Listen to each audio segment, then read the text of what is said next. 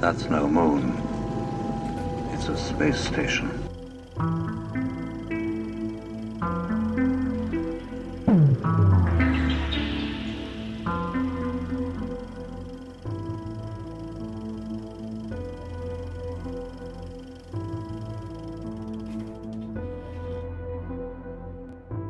All right, let's dive into this. So guys, we just decided to cover the entire underground, which is actually impossible. You can pick any underground base that there is publicly known, or that there's a conspiracy theory on, and it can be an entire webinar in itself. Yeah, exactly. Any of the slides can actually be an entire webinar in itself. So we are covering the D.U.M.B.s. We're going to start with the D.U.M.B.s, and then we're going to go to the Agartha network, and then we're going to move into Hollow Earth. And yes, the Agartha network is different than the Hollow Earth. And you'll find out what that means once we get to that part. But we are going to focus on the D.U.M.B.s first, and the military side of things, and some of the tunnel systems and stuff of that regard. So we will start there. First, we're going to start with a quote from Penny Bradley, and the background I chose for this quote is interesting. We've all seen the movie They Live. Everyone talks about the glasses and everything that happens in the movie. No one talks about the Andromedan jump room that they discover once they're underground at the end of the movie. And to me, this is such a key piece of information, of disclosure in this film. This is a scene from the movie that we're looking at right here. And this is an Andromedan jump room that they encounter underground. So this was underground, but if you notice, it looks like they're looking out into space. So it's really interesting what this scene is telling us in the movie. And I just thought it was interesting to add this to Penny's quote. So Penny's quote is, "There are multiple D.U.M.B.s in the Nevada desert doing massive research that is deeply classified, and people are killed for discussing it.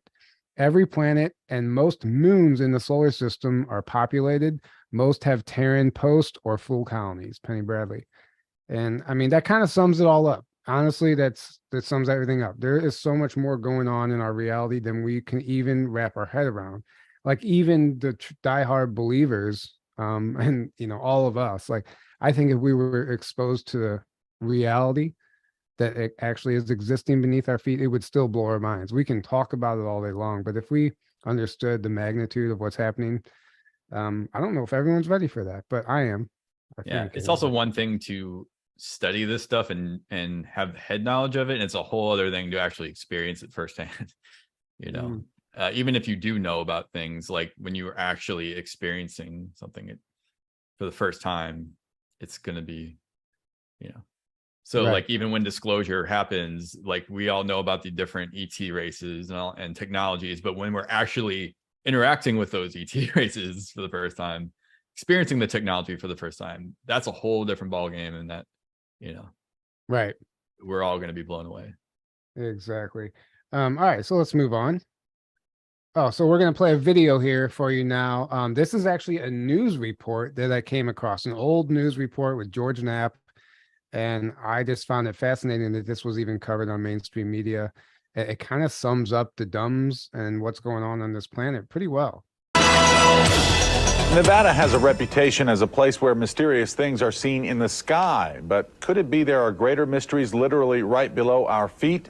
Few states have as many underground tunnels and facilities as Nevada. The Channel 8 I-Team has been looking into some of these secrets of underground Nevada, and George Knapp is here with the story. I don't know how you found time to do this, George, but I'm looking forward to it. Well, thank you, Paula and Rory. Some of these tales are pretty wild, others tough to prove, but we found some verifiable information about real projects that are as exciting as anything in a sci-fi movie.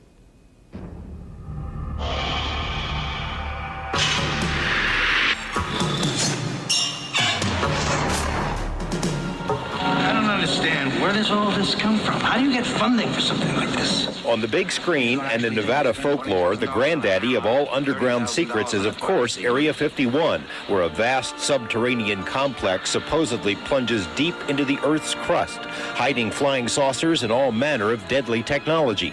Tales of underground terror are as old as trolls or goblins or Satan himself. The new repository for folk tales, the Internet, has entire websites devoted to underground secrets. Supposed government maps detail a network of secret tunnels that stretch from Nevada to New Mexico and beyond. That's some tunnel. While it's easy to dismiss some of these ramblings, other stories aren't so quickly explained. In New Mexico, thousands of residents heard for years underground noises that came to be known as the Taos hum, an electronic signal whose source was never uncovered. In Nye County, residents say they've heard noises like an underground railroad. A vibration, a roaring vibration. Something underground?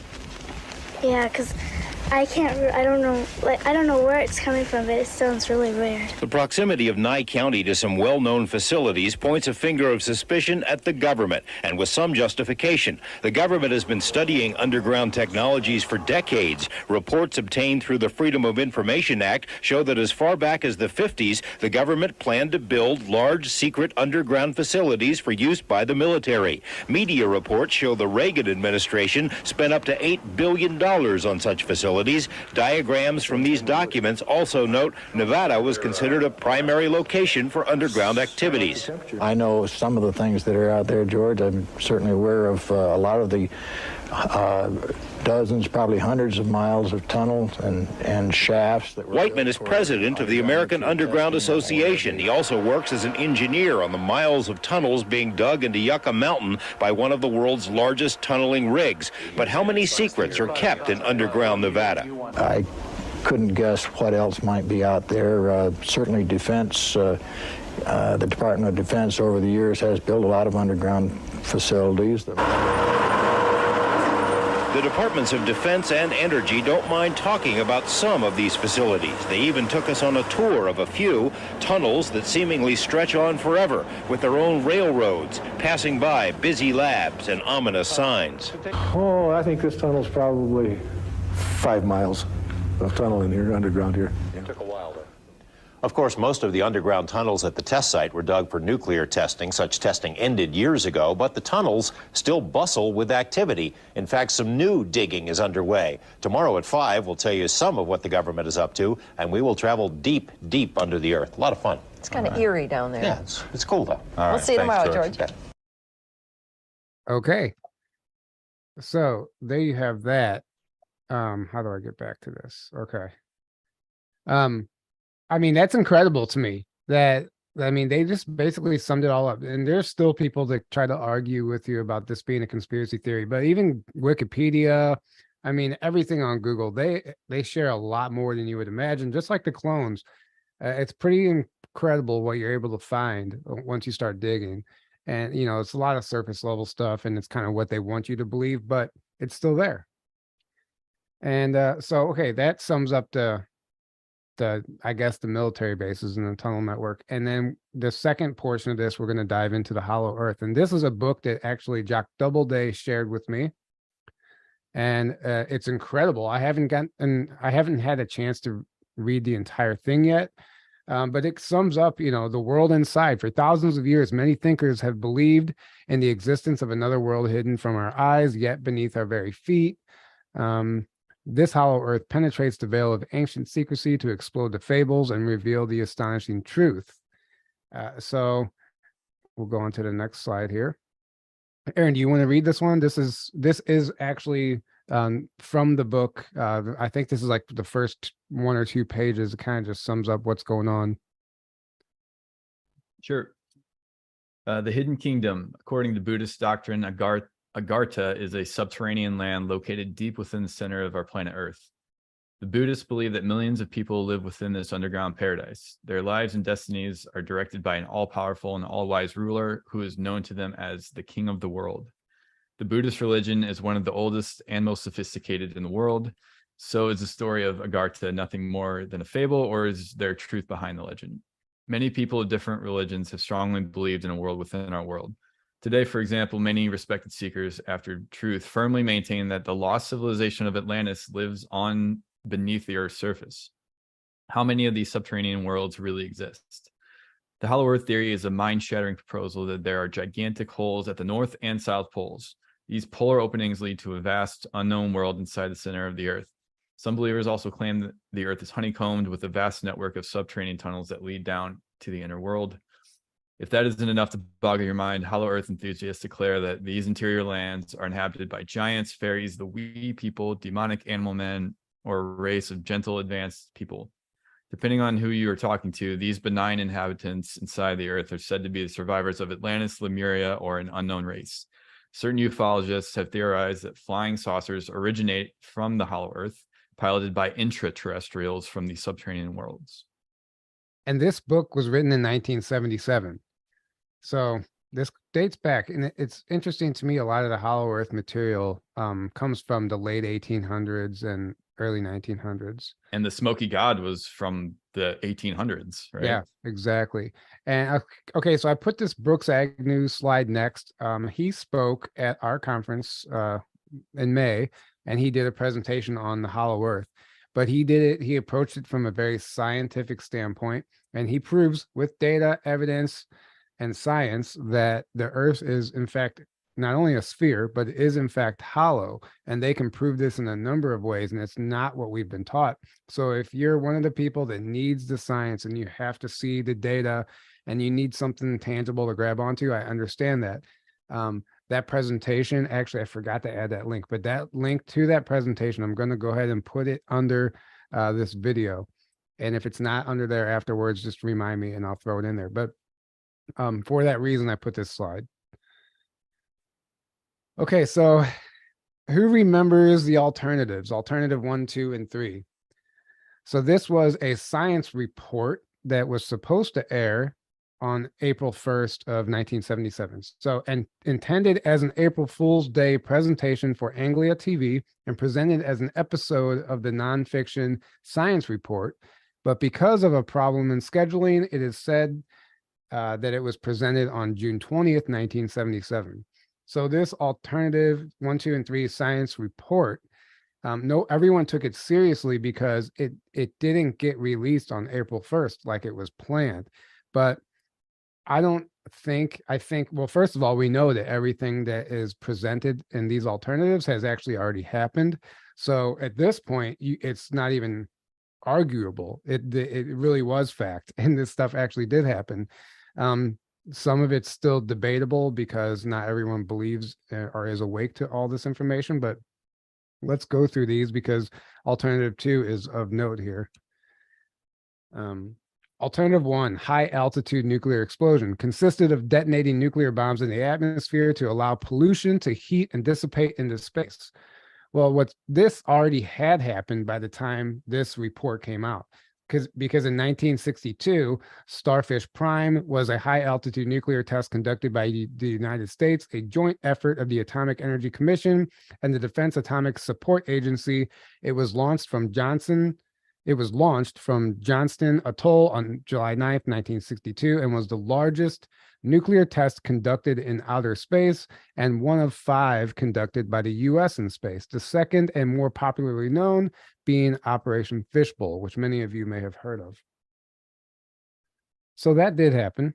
Obviously, that is believable. It was believable at the time. So that's why it would confuse people that this is supposed to be an April Fool's prank. Well, at least that's what they told everybody. And then alternative 2, underground cities, a plan to construct vast subterranean habitats for the elite to escape to in the event of a global catastrophe. Now, we know that there have been ancient underground cities that date back, this one's 3,000 years. Yeah. If you want to read this blue part, you can, but this was discovered a long time ago, but it wasn't made popular until the 70s by Eric von Daniken, and this has been in Ancient Aliens and that stuff. But if you want to read the blue part, Aaron. Yeah, just the blue part? Yeah. It was discovered accidentally when a man knocked down the wall of his basement. That alone is insane. Right. That this was just discovered when a dude knocked out the wall of his basement. Upon arrival, the archaeologists revealed that the city was 18 stories deep and had everything necessary for underground life, including schools, chapels, and even stables. Derinkuyu, the underground city of Turkey, is almost 3,000 years old and once housed 20,000 people. And look how intricate and deep that is. 3,000 years ago, they built that. Supposedly a primitive civilization. I'm sorry. located That's in impossible. Exactly. Located in Turkish Cappadocia. That is an advanced civilization that built that. I'm sorry. Well, there's no other. I read a comment that said, if you need evidence of ant people, here it is. Right. Seriously. Like, yeah. And that's all the evidence you need right there. Look down, look at the bottom of the map, and you'll see almost a pyramid looking thing, like a step pyramid kind of on the right, and then on the left, it looks like the Washington Monument or some sort of monolith. Yeah, it's an obelisk. It looks like. Obelisk, I meant. That's what I meant. Yeah. Right. And then in the very middle, there even appears to be like a little step pyramid. So we're talking about underground pyramids here. Whatever means they use to dig this, this is an advanced civilization. So look at the surface now. These are structures that we see all over the world. And, a lot of these sites are closed off and whatever, but how many of them have access to tunnels and cities like this that we're just not, the public isn't privy to? I think a lot of them do, actually. Because it wouldn't make sense. Sometimes they're built in the middle of nowhere, kind of like in Chaco Canyon. Like, why would they choose here? But if it leads underground, well, that's a different story. They choose the location for a very specific reason. It's probably because it's for the energetic properties of the spot, and probably because it leads to inner Earth as well, I'm sure. Right. Okay. All right. So Jock, sorry, real quick, Jock Doubleday in the chat corrected. He said the book This Hollow Earth was indeed published in 1977, but it was actually copyrighted in 1972 by Warren Smith, which means that Smith was researching and writing it probably as early as the late 60s. Correct. But it's interesting.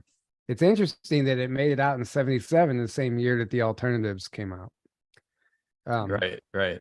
Okay, so Lizard People's Catacomb. This is a really interesting old report. This is a TikTok actually from Edge of Wonder we're going to play because it sums up this is just another example of an ancient city or tunnel network underground. 34 LA Times article that specifically says Lizard People's Catacomb City hunted. Engineer sinks shaft under Fort Moore Hill to find maze of tunnels and priceless treasures of legendary inhabitants. G. Warren Schufelt, geophysical mining engineer, used cutting-edge technology at the time in the form of radio x-rays to detect minerals and tunnels below the surface. It turned up catacombs and vaults that made up a vast city. Schufelt met with a Hopi Indian, Little Chief Greenleaf, told him the ancient story of how an advanced race called the Lizard People had built a massive underground city using powerful chemicals instead of shovel. The Lizard People were highly advanced and incredibly smart, according to the Hopi chief. Their city was built with an advanced type of cement stronger than anything modern people could make. So there you have it. Another example of an advanced race digging underground and using, like he said, an advanced cement harder than anything we can make.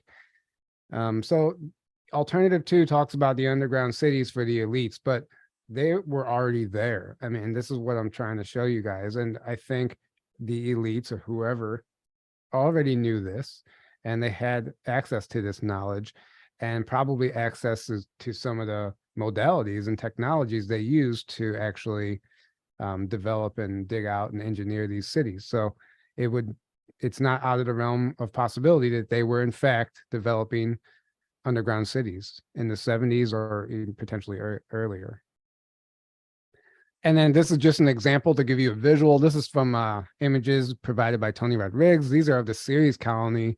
The left is an AI image and the right is an artist image, but this is what he remembers, and this is kind of what I would expect to see in an underground city, even here on Earth. It has everything that we would need on the surface, just underground.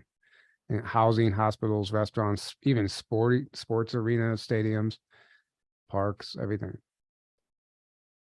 And then this is from the show The Expanse. Many people talk about the underground cities having an artificial ceiling, a ceiling with an artificial sky.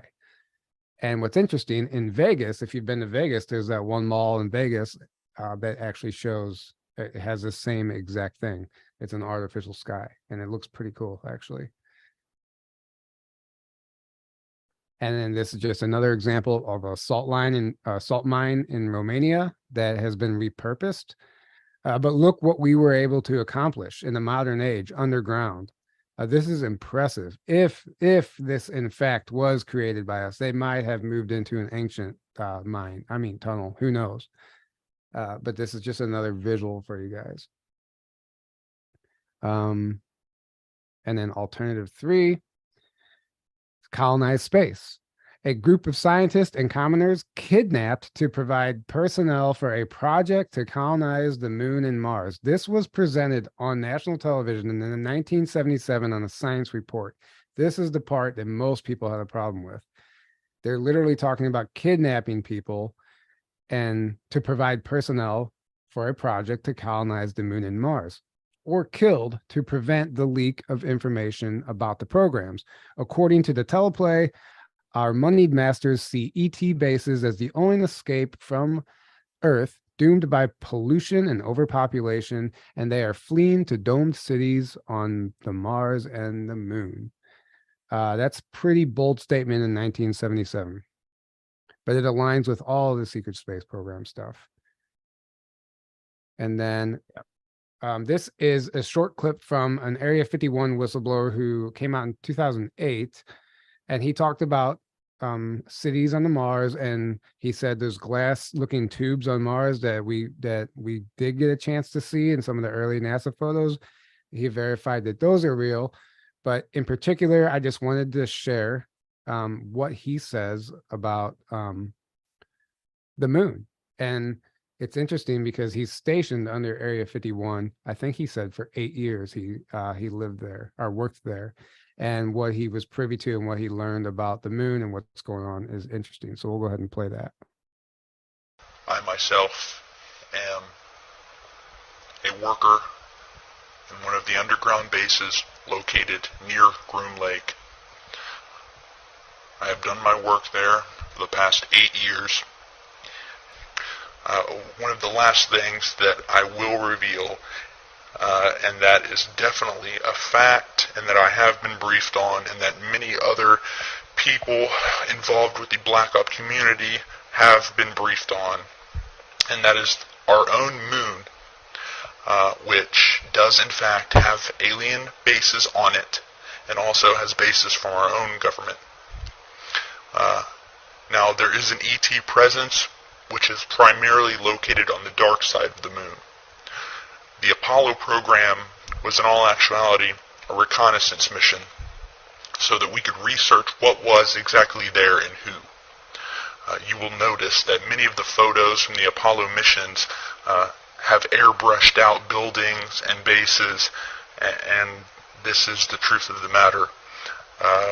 About half of the video that you will see that is documented from the Apollo missions was in fact shot here on Earth at Area 51. In fact, if you look at satellite imagery, you can actually see what's left of a crater field created at Area 51 that was used in the filming.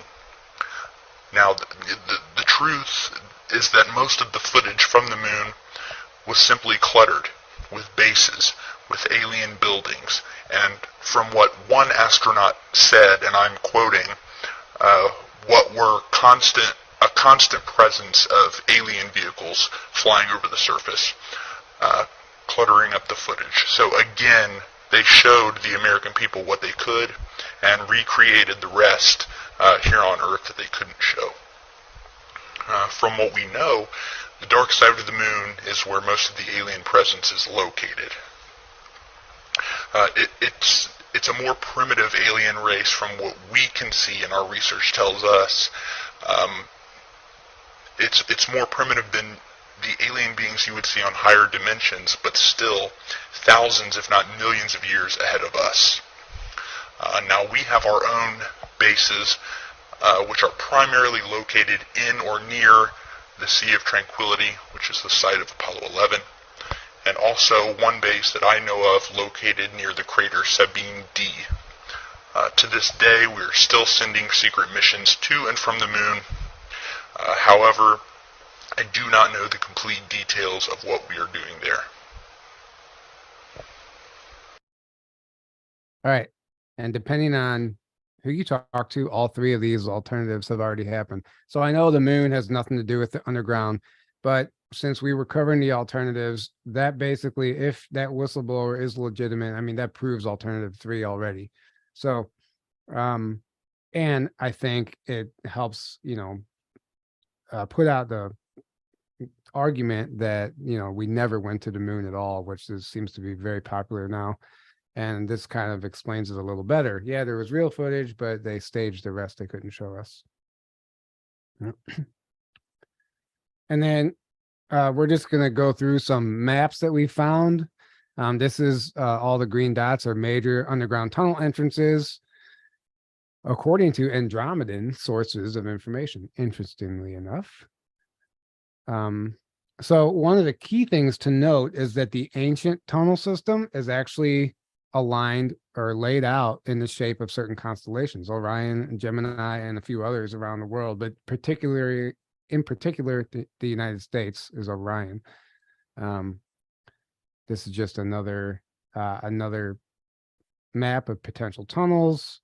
I mean, they're all over the internet. It's just, you can probably just take a map of the US and just draw dots on it and you get pretty close.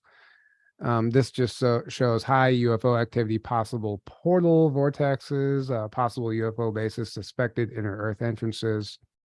Yet another one showing Orion and how the tunnel network is laid out like Orion, to match Orion, which, what does that tell you? We know about the Orion Wars and the pyramids, they all align with Orion, even the underground tunnel networks. This is just cattle mutilations compared to D.U.M.B.s. Same thing can be shown with missing people. And this is just yet another image of that.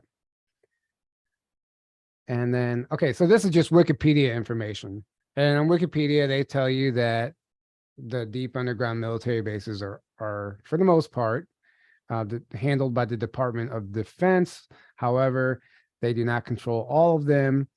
For example, a different department handles the Mount Weather Emergency Operations Center, which actually we're going to get into shortly. That one in particular is of interest right now because of the October 4th emergency broadcast system alert that we're all hearing about. But the underground, this is what they show you on Wikipedia. The Cheyenne Mountain Complex, Chayeshan Air Force Base, Iranian underground missile bases, Raven Rock Mountain Complex, and they even, what I found was interesting is the features. So they say the natural features would be caves, cenotes, grottos, and sinkholes, but civilian features would be basements, burial vaults, boreholes, catacombs, dungeons, dugout shelters, dry wells, earth shelters, Erdstall, whatever that is, Foglu, hyper, I don't even know what some of these are, manhole, rapid transit, rock cut tomb, root cellar, tunnel, utility vault, underground city, well, wine cave, secret passage, semi-basement, step wall, storm cellar, smuggling tunnel, ventilation shaft. So they give you a lot of visuals here. They give you a lot. And if you were to follow these related topics, even just from Wikipedia, this sends you down the rabbit hole. So it's interesting. This is just another example. Aaron, you want to read through this top part? This just kind of, I was just surprised that they even mentioned this on, Wikipedia. Wikipedia, yeah. It's pretty shocking, actually. The Deep Underground Command Center, sometimes also called the Deep Underground Command and Control Site, was a United States military installation that was proposed on January 31st, 1962, to be a very deep underground center close to the Pentagon, perhaps 3,000 to 4,000 feet down, protected to withstand direct hits by high-yield weapons and endure about 30 days in a post-attack period. The DUCC would have been built as an austere 50-man or expanded 300-man version, with the former built to permit expansion into the latter if desired. It was designed to withstand multiple direct hits of 200 to 300 megaton weapons bursting at the surface of 100 megaton weapons, penetrating the depths of 70 to 100 feet. Based on Strategic Air Command's Deep Underground Support Center plan near the Cheyenne Mountain Complex nuclear bunker, the DUCC plan was recommended to President John F. Kennedy for fiscal year 1965 funding shortly before his assassination.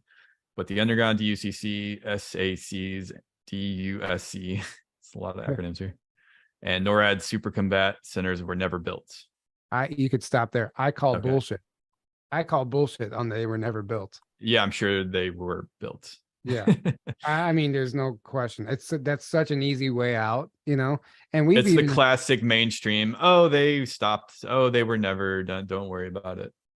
I mean, they tell you the exact plan down to the details, and I said, but it was never built. But they just, for whatever reason, decided not to do it. And we have even people like Sean David Morton talking about Pentagon underground bases, and even he claims there's housing for extraterrestrials in underground of the Pentagon. People, that they're dealing with, diplomats or whatever.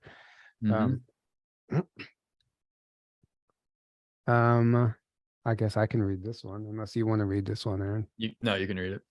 So this is from Brad Olson's book, and this is a great synopsis of what's going on in the underground. For many years, there have been reports and rumors of a vast network of underground complexes and tunnels beneath the North American continent. Starting in the late 1980s, the American government has tried to deflect these rumors through a campaign of misdirection and misinformation. Now we know there are at least 1,400 of these deep underground military bases, D.U.M.s worldwide, and over 130 in the USA, with 2 underground bases being built per year in the US at the moment. The average depth of the bases are 4.5 miles underground, some shallower, some deeper.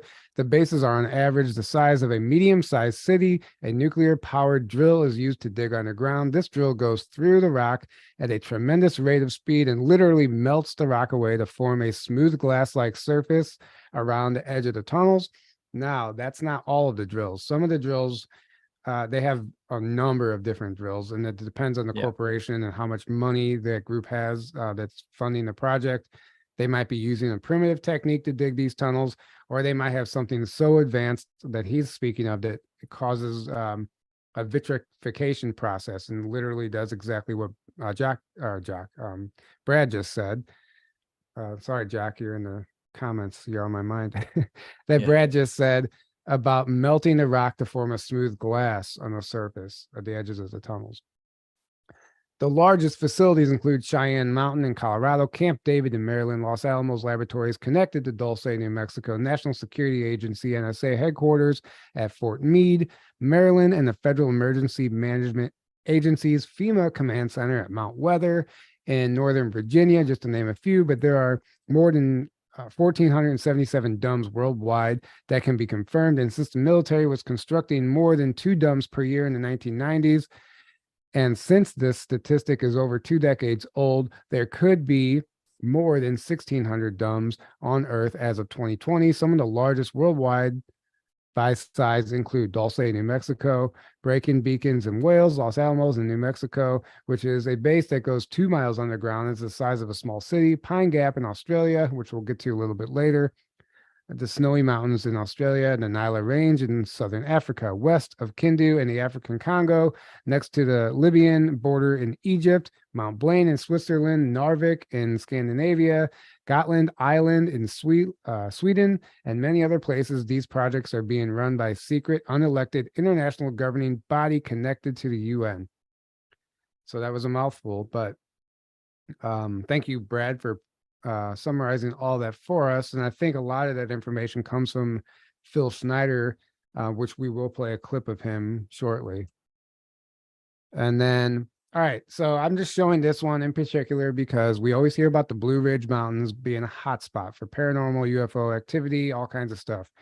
Well, the Blue Ridge Mountains just happen to be where Mount Weather is located. Well, Mount Weather is the Emergency Operations Center, and Mount Weather is a location of a control station for the FEMA National Radio System, a high-frequency radio system connecting most federal public safety agencies and the U.S. military with most of the states.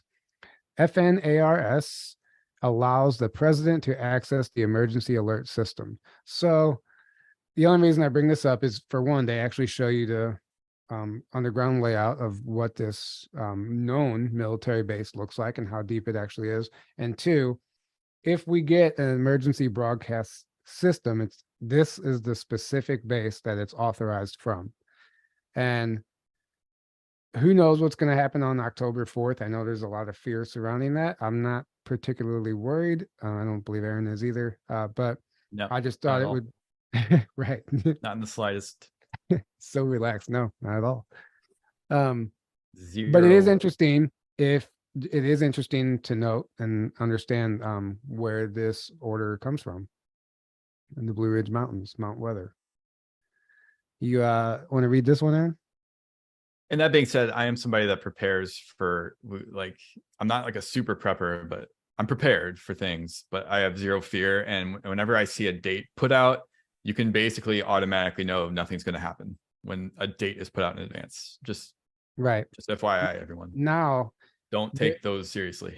But the FEMA, so it is it is very likely that we could get an EBS alert, but it's not going to be the weaponized attack that I think that we're all being told.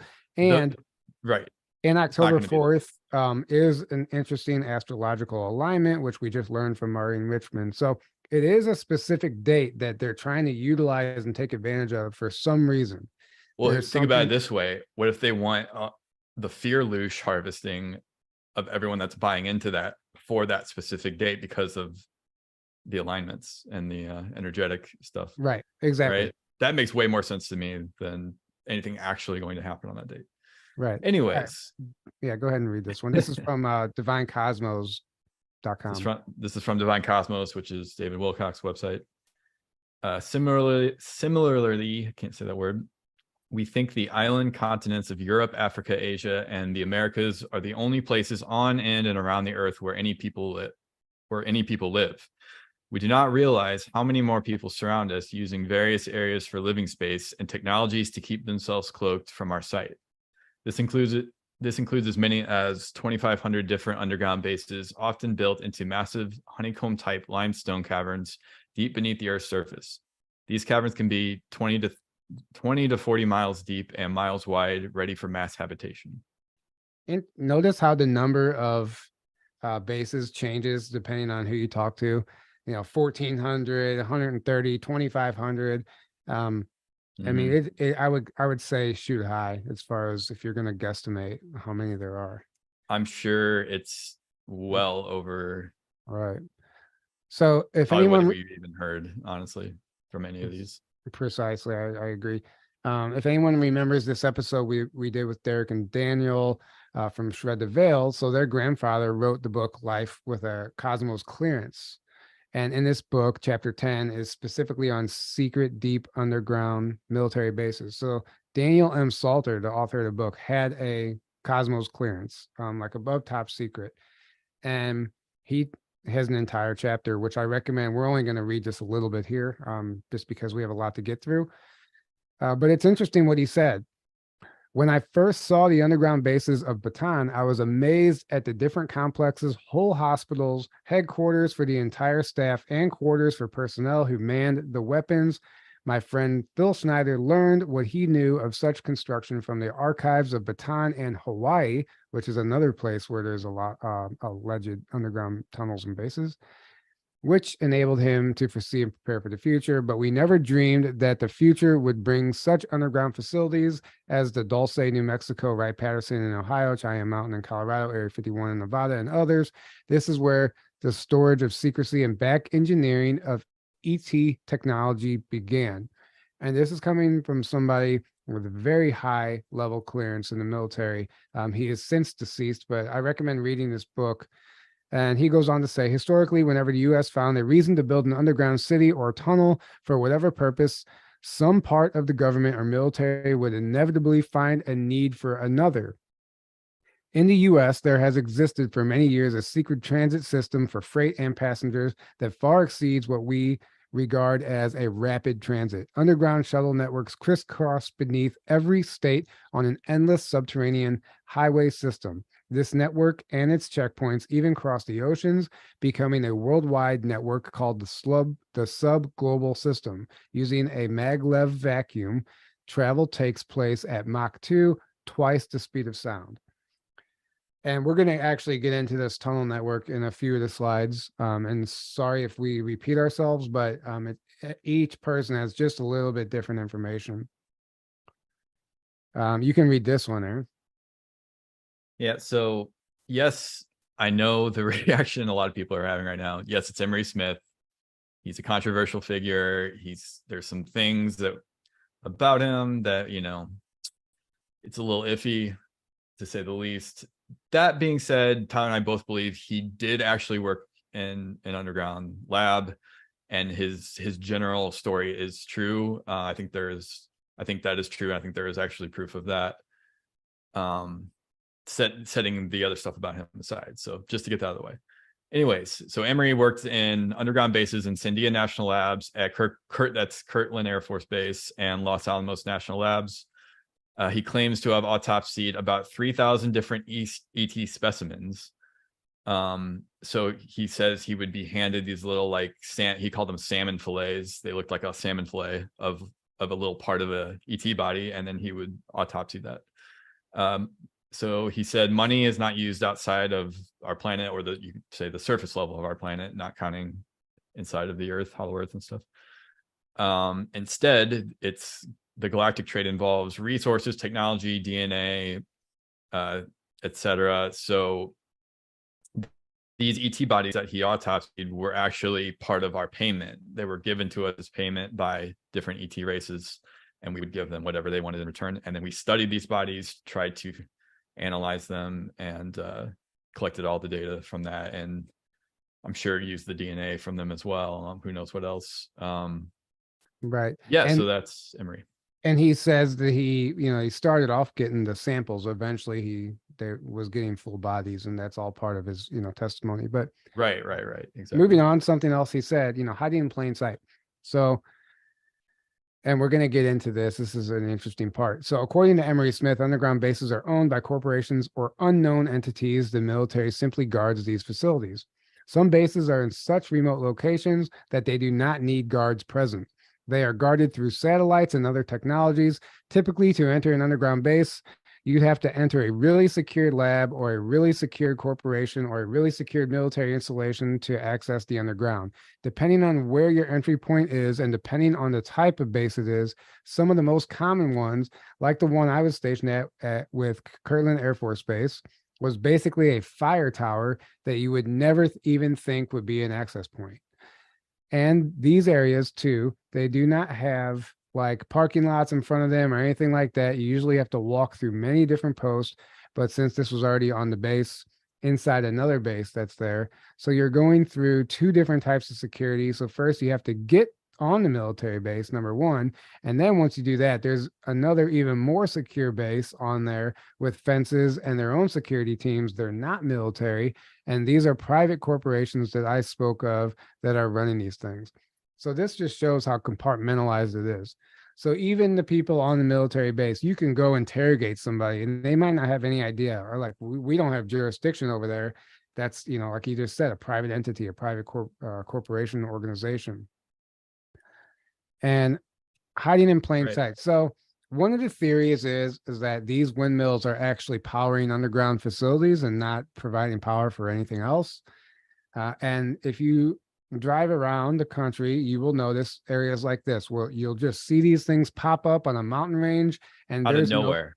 Out of nowhere, there's no power lines connected to them, nothing. And I witnessed this on my way to New Mexico in Alamosa, Colorado. There's an exact example of this there.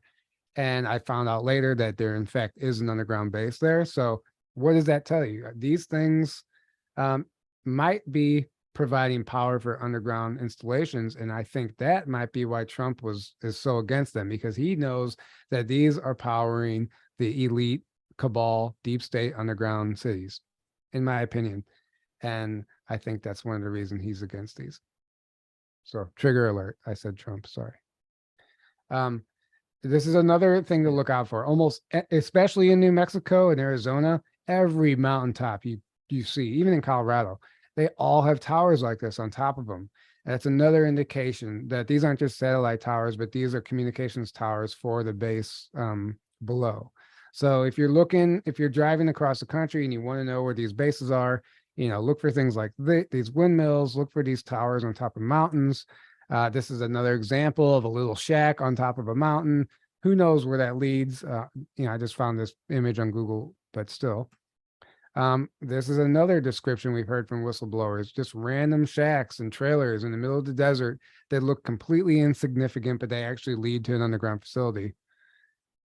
Were you going to say something, Aaron? We saw those in not too long ago in New Mexico driving around. We were actually joking about it. We're like, who would live in this tiny little house or tiny little shack? Like, what's this tiny little shack in the middle of nowhere, nothing around it?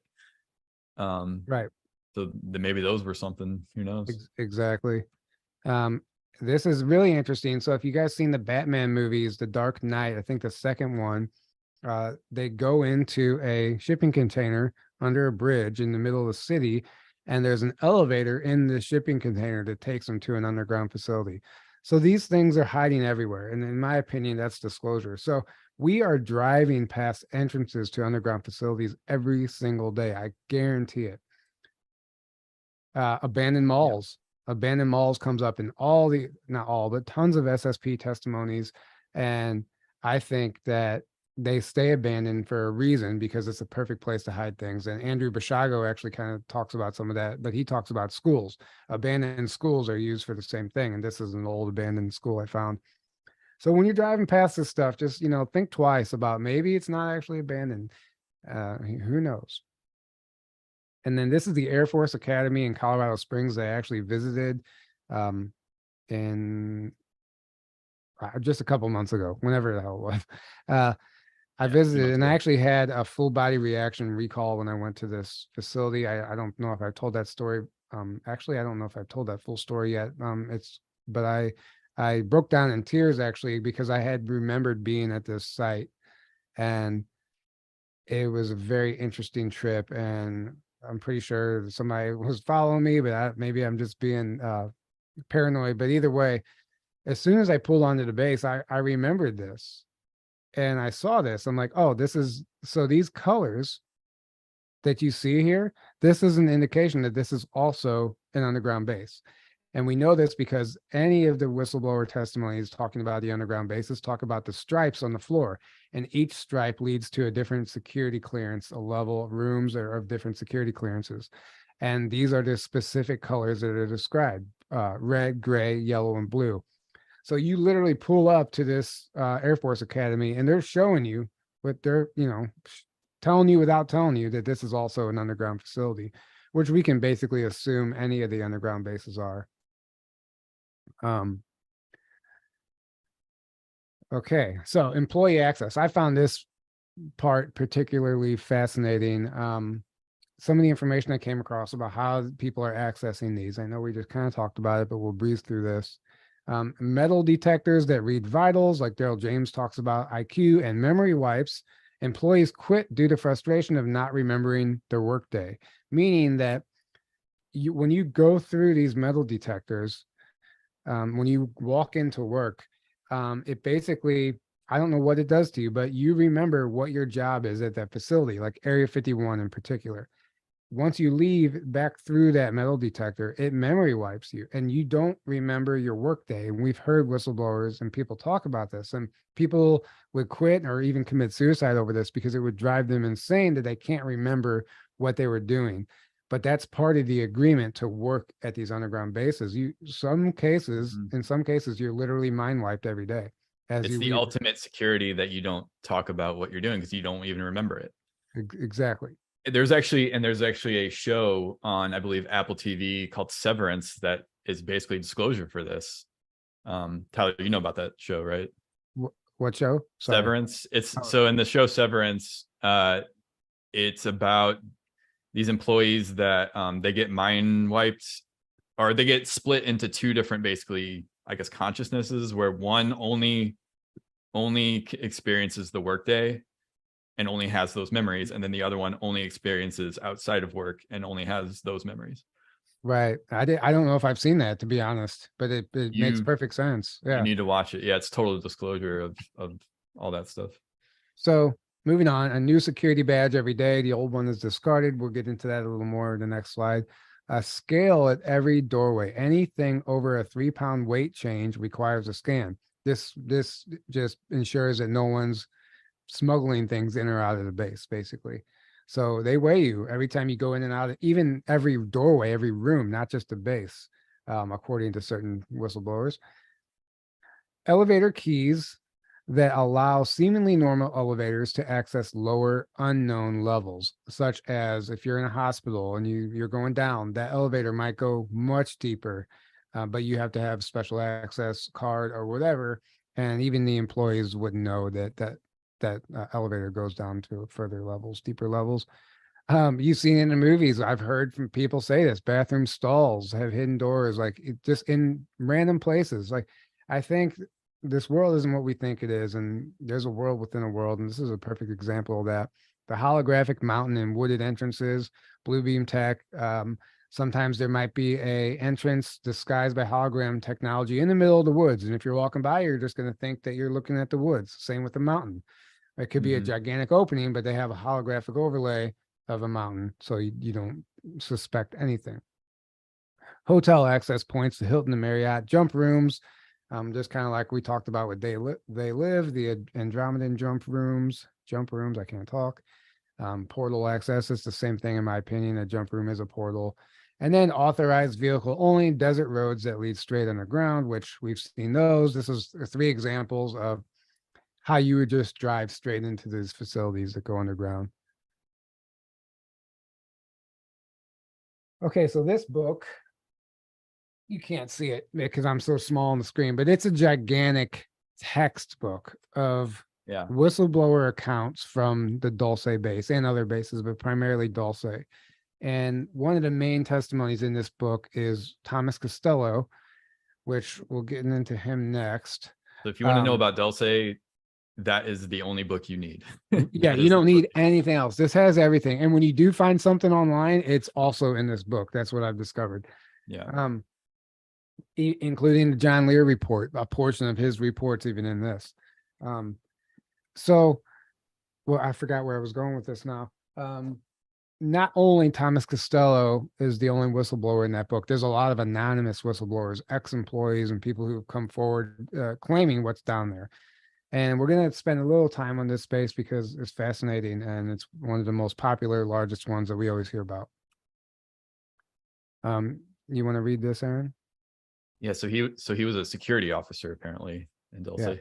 So Dulce base is an alleged secret alien underground facility under Archuleta Mesa on the Colorado-New Mexico border near the town of Dulce, New Mexico in the United States. According to Thomas Costello, a former Dulce base security officer, this particular underworld city is a highly secret base operated by humans as well as reptilian aliens and their worker caste, the commonly encountered gray aliens. Yeah, and then the bottom part. And then the following is a list of questions that were directed to former Dulce base security officer Thomas Costello. Approximately a year before his death or disappearance, they are followed by his responses. So he mysteriously either died or disappeared shortly after disclosing this stuff. So that's not a coincidence, I'm going to say. And so, and here, this is a bit of a Q&A from him. This is information from him. So badges or cards never leave the bases. All the exits have bars or walls of metal. To open, to go out requires using the card, but when you use it for an exit slot, the card won't come out. Each time you leave the base, you are issued a new card with all of the usual data about you, plus your weight added, corrected daily. There are several mines in the Chocolate Mountains that open into a base highway, but be aware that they are patrolled regularly by the cameras, and there are cameras there also. There is minimal security on the surface. Most of the men and women are Air Force or highway crewmen. This part I found interesting. There used to be a Best Western motel that hosts or hires a lot of the base workers from level 1. I don't know if that motel is still operational. Most of the security force live in Santa Fe. Others live in White Pine, Los Alamos. So that's really interesting. He's talking about a Best Western motel. Again, the people drive by every day. It's literally a recruitment station, a hiring station for people working at the Dulce base. And you would never know it. And we see this in any of the CIA movies that we see. A lot of these shell companies and organizations and businesses, you know, false LLCs and stuff. They create these businesses as a guise. So you've seen the movie where the guy walks in, like Men in Black. It might be a jewelry store, but he's actually an arms dealer, and all the stuff flips over. Like that type of stuff is real. And this is also an example of that at a Best Western motel. Question: are there security sensors? What type? If so, what is their power source? Answer: yes, there are many types of sensors: radar, infrared, heat sensors, microwave, EMGW, whatever that stands for, electromagnetic something, I'm sure, and satellite. Most of the sensors are powered by magnetic power. The only thing you may notice on the surface would be an occasional satellite dish. So there you go. The satellite dishes, that just sit up on top of those mountains. Well, here he is literally telling us that's exactly what you would see if there's something below. No one has a name. When first brought to this facility, they were issued one large number. Usually that code has a mixture of numbers and letters. They show the place, how, and by who, followed by the time, age, sex, and finally the personnel number or their social security number. For example, it might look like this, and it's a long series of letters and numbers. The human workforce is made of people from every nation on the surface world. The one thing they share is that they all speak English. You want to read this one, Aaron? Sure. This secret society, secret government base in the Southwest is no doubt the very same Dulce facility which we have been exposing throughout this work. Secret societies, if not secret agencies, have their own symbols or emblems. The symbol for the Dulce base that is worn by many of the workers there consists of an upside down or inverted triangle or pyramid with an upside down T superimposed over it, as shown in the graphic file at the beginning of this series of files. And I show this because we hear people get their memories back, and they'll remember a specific badge or a patch or something from a uniform, but they don't know what it means. So if anyone out there has ever had any recall and they've seen this patch, this is a Dulce patch. So that means that your recall would probably be from this facility. And then we're going to get into the sub-global system, and we'll get back into the Dulce in a little bit, but we talked about this, but we'll go through it again. Sub-global system. Question: are there other sites tied into the shuttle network other than those which you mentioned? And if so, where are the entrances? Where? Everywhere. They crisscross the world as an endless subterranean highway, like a freeway, except this one is underground. The subterranean highway is in America. In America. Sorry, I have my stupid Zoom boxes blocking the text. The subterranean highway in America is like a freeway, except it's underground. That highway depends on electric motors for trucks, cars, and buses for the paved roads, and it is for limited travel. There is another style of transit for freight and for passengers, that is for rapid travel. That worldwide network is called the sub-global system. It has checkpoints at each country entry. There are shuttle tubes that shoot the trains at incredible speeds using a maglev and vacuum method. They travel at a speed that excels the speed of sound. Part of your question involves the location of entrances to that base. The easiest way to answer is to say that every state in the USA has them. Frequently, the entrances are camouflaged as sand quarries or mining operations. Other complex portals are found on military bases. New Mexico and Arizona have the largest amounts of entrances, followed by California, Montana, Idaho, Colorado, Pennsylvania, Kansas, Arkansas, and Missouri. Missouri even made it on the list, and I knew that. Of all of the states, Florida and North Dakota have the least amount of entrances. Wyoming has a road that opens directly into the subterranean freeway. That road is no longer in use, but could be reactivated if they decide to do so with minimal cost. It's located near Brooks Lake. To me, this is like gold information, getting this firsthand knowledge from these people. I love it. And, some of these details, these people aren't making this up. You can feel the truth in it. So, yep. Oops, go back. You can read this one, Aaron. This is really interesting, I think. Tunnel network access. Different sources claim that one must be a very high-ranking Mason, corporate intelligence agent, or native subterran to gain access to the sub-global system. There are several access terminals in North America and elsewhere where identification must be provided. However, according to Albielic and others, when one has passed the security checks, they're free to go wherever they please in the sub-global network. And the inner dwellers just generally assume that if one has made it that far, then they more or less have authorization to be there. Many of the residents of the underground, whether extraterrans, subterrans, or visitors from the surface, are tied into a collective mind or group intelligence matrix called the Ashtar or Astarte network, which has its roots in the underground systems below ancient Egypt. It's interesting, right? Roots below ancient Egypt. And, you know, Ashtar is one that's been around forever. And I know there's all, you know, sorts of controversy around Ashtar Command and everything like that, but it comes from somewhere, right? Yep. This is just a quick video of the boring machine in use. It's kind of a loud song, so I apologize. Sweet dreams are made of this. Who am I? It's your love. And that was it. But still, there's this, you know, underground tunnel machines aren't true. Meanwhile, you know, it's funny. Just as an example of them in work. And then here's a bunch of examples. This is one by the Air Force. This is a lot of people have seen this photo. Just some of the boring machines. Now, this would be the more primitive technology. They're not going to show you the advanced stuff on Google, obviously. Just examples of what some of these tunnels look like and this construction process. And then I provided these just to give you guys visuals of what some of these mountain bases might actually look like.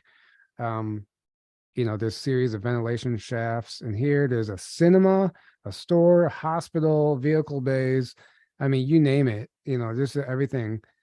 And north access. So if you look at the very bottom, there's a tunnel that just goes off screen here. I know this is an artist depiction, but again, look at the top of this mountain, a satellite tower providing power communications for the base. Just another example of that. And just some more visuals for you guys. What might be inside these mountains that we drive past? I know these are a little blurry, but that you can still tell what's going on. And then Phil Schneider. You want to read this one there? Sure. So this is Phil Schneider. Below are 8 key messages from Phil Schneider's 1995 speech. According to Schneider, by 1995, there were 131 active secret underground bases in the U.S. and about 1,477 underground bases worldwide. Each base costs an average of $17 to $19 billion in 1995 money. So just imagine now what they cost. And I mean, even that is astronomical, and took 1 to 2 years to build using advanced construction techniques, including vitrification and rock melting using lasers. Schneider stated that these bases are huge and contain thousands upon thousands of soldiers and service personnel. Magnetic levitation trains connect all bases in the U.S. and a huge transportation system capable of incredibly high speeds. He claims there's a whole other world down there filled with both human and ET life forms. Area 51 is actually a complex of 9 deep underground bases, home to more than 18,000 workers whose lives are highly regulated and completely classified. Highly regulated. These people that work at these bases, they don't have a life. I've heard from the Billy Woodard testimony. He describes, you know, his interactions with some of the employees that have been there for a long time. They haven't seen the light of day. They're miserable. They're stressed. It's really sad, actually. Yeah, it's not like, oh, cool, I get to work at this secret facility. I mean, I guess depending on the clearance you have, and you're not down there like a prisoner.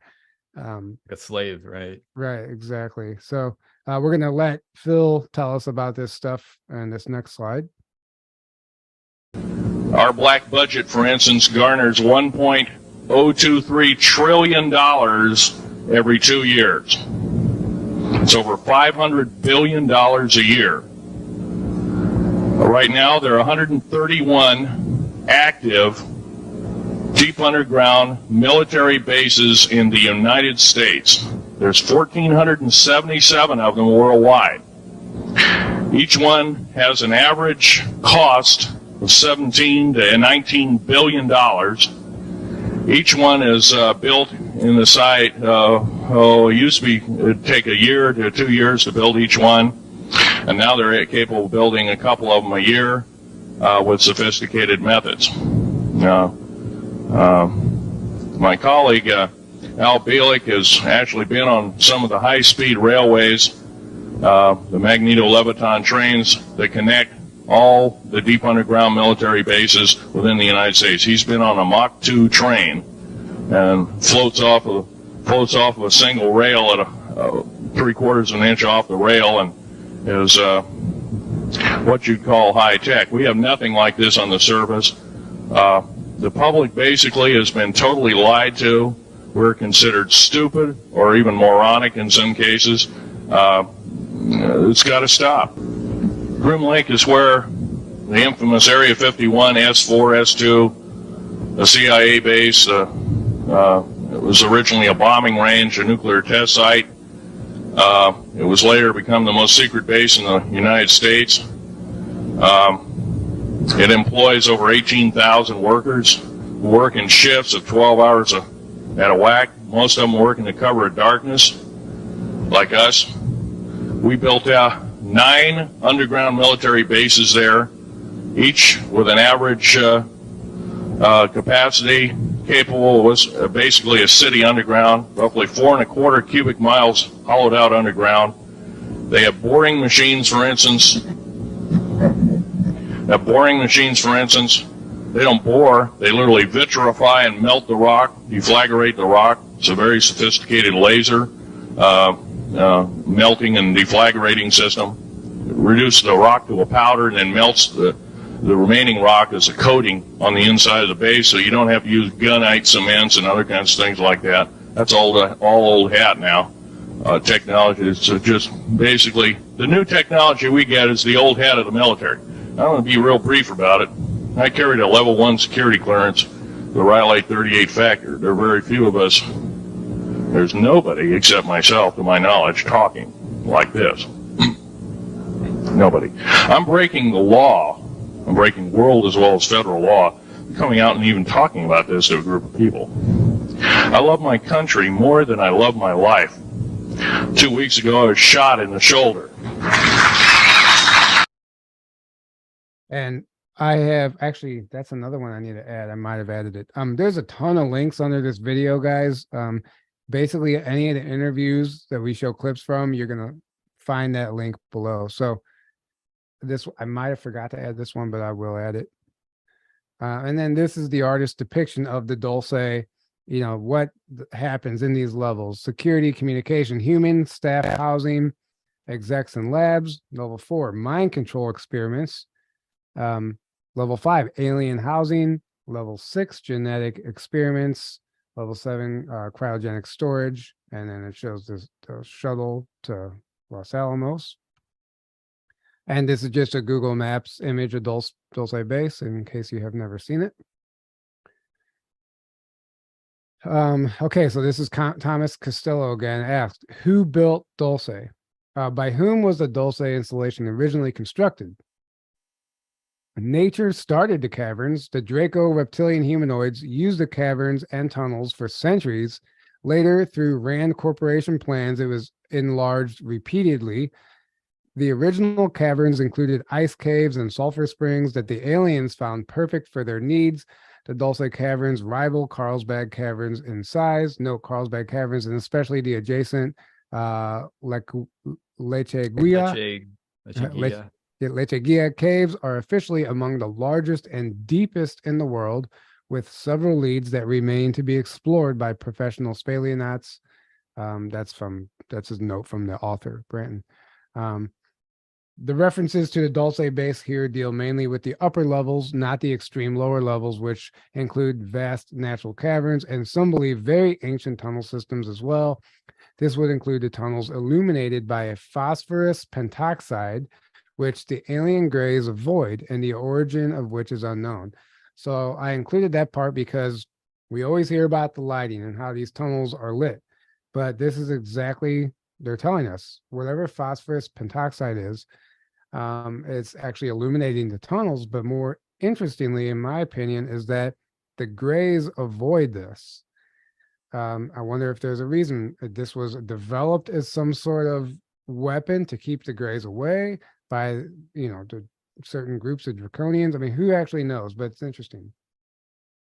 You can read this one if you want, Aaron. All right. The Dulce base by Jason Bishop III. This facility is a genetics lab and is connected to Los Alamos via a tube shuttle. Part of their research is related to the general effects of radiation, mutations in human genetics.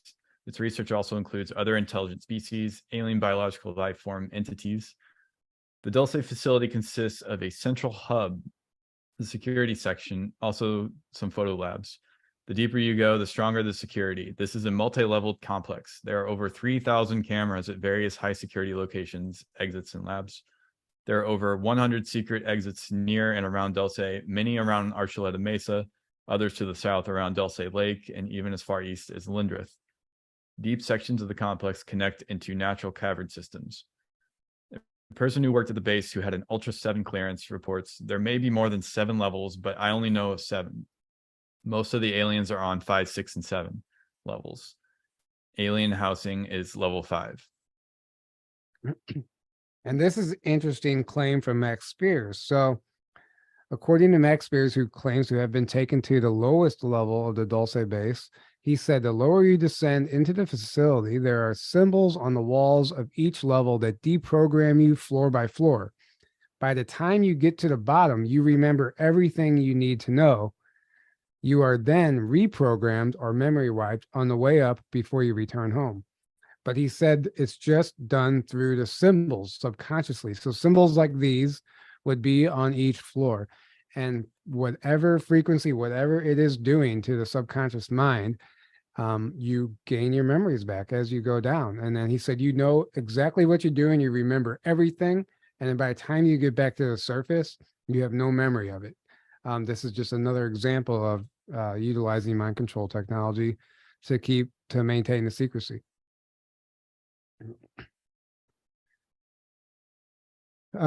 So this is another excerpt from the Dulce Protocol. The various parts of the body are taken to various underground laboratories, one of which is known to be near the small New Mexico town of Dulce.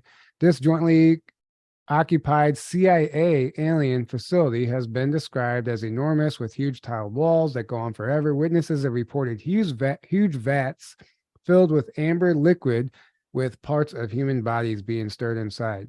After the initial agreement, Groom Lake, one of the nation's most secret test centers, was closed for a period of about a year, sometime between about 1972 and 1974.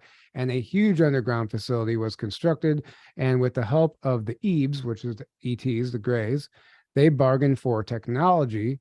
The bargain for technology was set in place, but could only be operated by the D.U.M.B.s themselves. Needless to say, the advanced technology could not be used against the D.U.M.B.s themselves if needed. So that's just an interesting tidbit of information. During the period between 1979 and 1983, it became increasingly obvious to MJ-12 that things were not going as planned.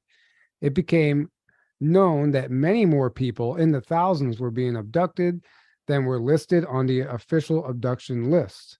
In addition, it became known that some, not all, but some of the nation's missing children had been used for secretions and other parts required by the aliens. In 1975, there was an altercation of sorts at the Dulce laboratory. A special armed forces unit was called in to try and free a number of our people trapped in the facility who had become aware of what was really going on. According to one source, 66 of the soldiers were killed and our people were not freed. The abduction thing, that comes from the Greta Treaty from Eisenhower, allegedly, allowing them to abduct humans in exchange for advanced technology, but I don't think humans actually had much of a say-so in that agreement. I kind of think it was all forced upon us. Yeah. You can read this one if you want. This talks about a little bit more about the Dulce Wars. Yeah, this is the famous alien war at Dulce that many of you probably heard about. It was when Thomas encountered humans in cages on level 7 of the Dulce facility that things finally reached a climax for him. He says, I frequently encountered humans in cages, usually dazed or drugged, but sometimes they cried and begged for help. We were told they were hopelessly insane and involved in high-risk drug tests to cure insanity. We were told never to speak to them at all. At the beginning, we believed the story. Finally, in 1978, a small group of workers discovered the truth. That began the Dulce Wars. Interesting. Oh, so this kind of explains what's going on at each level. Incidentally, the interleaking underground systems conversing below Dulce, New Mexico have been described only in part with this and other related accounts. Those sectors of the underground that are forbidden to most humans and are under reptoid control are of course those areas that we know of about the least. Level 6 is privately called Nightmare Hall. It holds the genetic labs. Here, the experiments are done on fish, seals, birds, and mice and are vastly altered from their original forms. There are multi-armed and multi-legged humans in several cages and land vats. Several cages and vats, that's supposed to be in. Of humanoid bat-like creatures, deceased Mothmen, or those creatures that John Keel refers to in his book, The Mothman Prophecies. Up to 7 feet tall, the aliens have taught the humans a lot about genetics, things both useful and dangerous. Tell, which I forgot who that's referring to in the book, then describes someone or something which might seem unbelievable if it weren't for the fact that dozens of other sources have seemed to confirm it. This discovery was reportedly one of the real reasons for the incitation of the Dulce Wars. Level 7 is the worst. Row after row of thousands of humans and human mixture remains in cold storage. Here too are embryos of humanoids in various stages of development. Also, many human children remains in storage vats. Who are or were these people? My sources of information include people who worked in the labs, abductees taken to the base, and people who assisted in the construction intelligence. I know that's some dark information, but it's just part of the reality about what's going on with this trafficking and everything underground. And I don't believe it stopped. Oh, you can read this one, Aaron. Thomas alleges that there were over 18,000 of the short grays at the Dulce facility. He has also seen tall reptilian humanoids. One of us had come face to face with a 6-foot-tall reptoid which had materialized in the house. The reptoid showed interest in research maps of New Mexico and Colorado, which were on my wall. The maps were full of colored push pens and markers to indicate sites of animal mutilating, caverns, the locations of high UFO activity, repeated flight paths, abduction sites, ancient ruins, and suspected alien underground bases.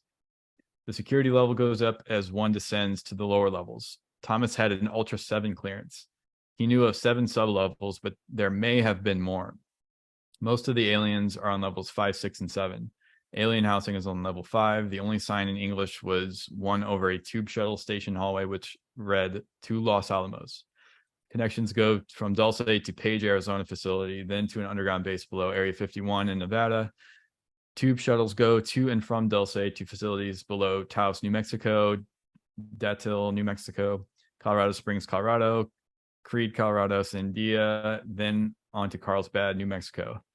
There's a vast network of tube shuttle connections under the U.S., which extends into a global system of tunnels and subcities.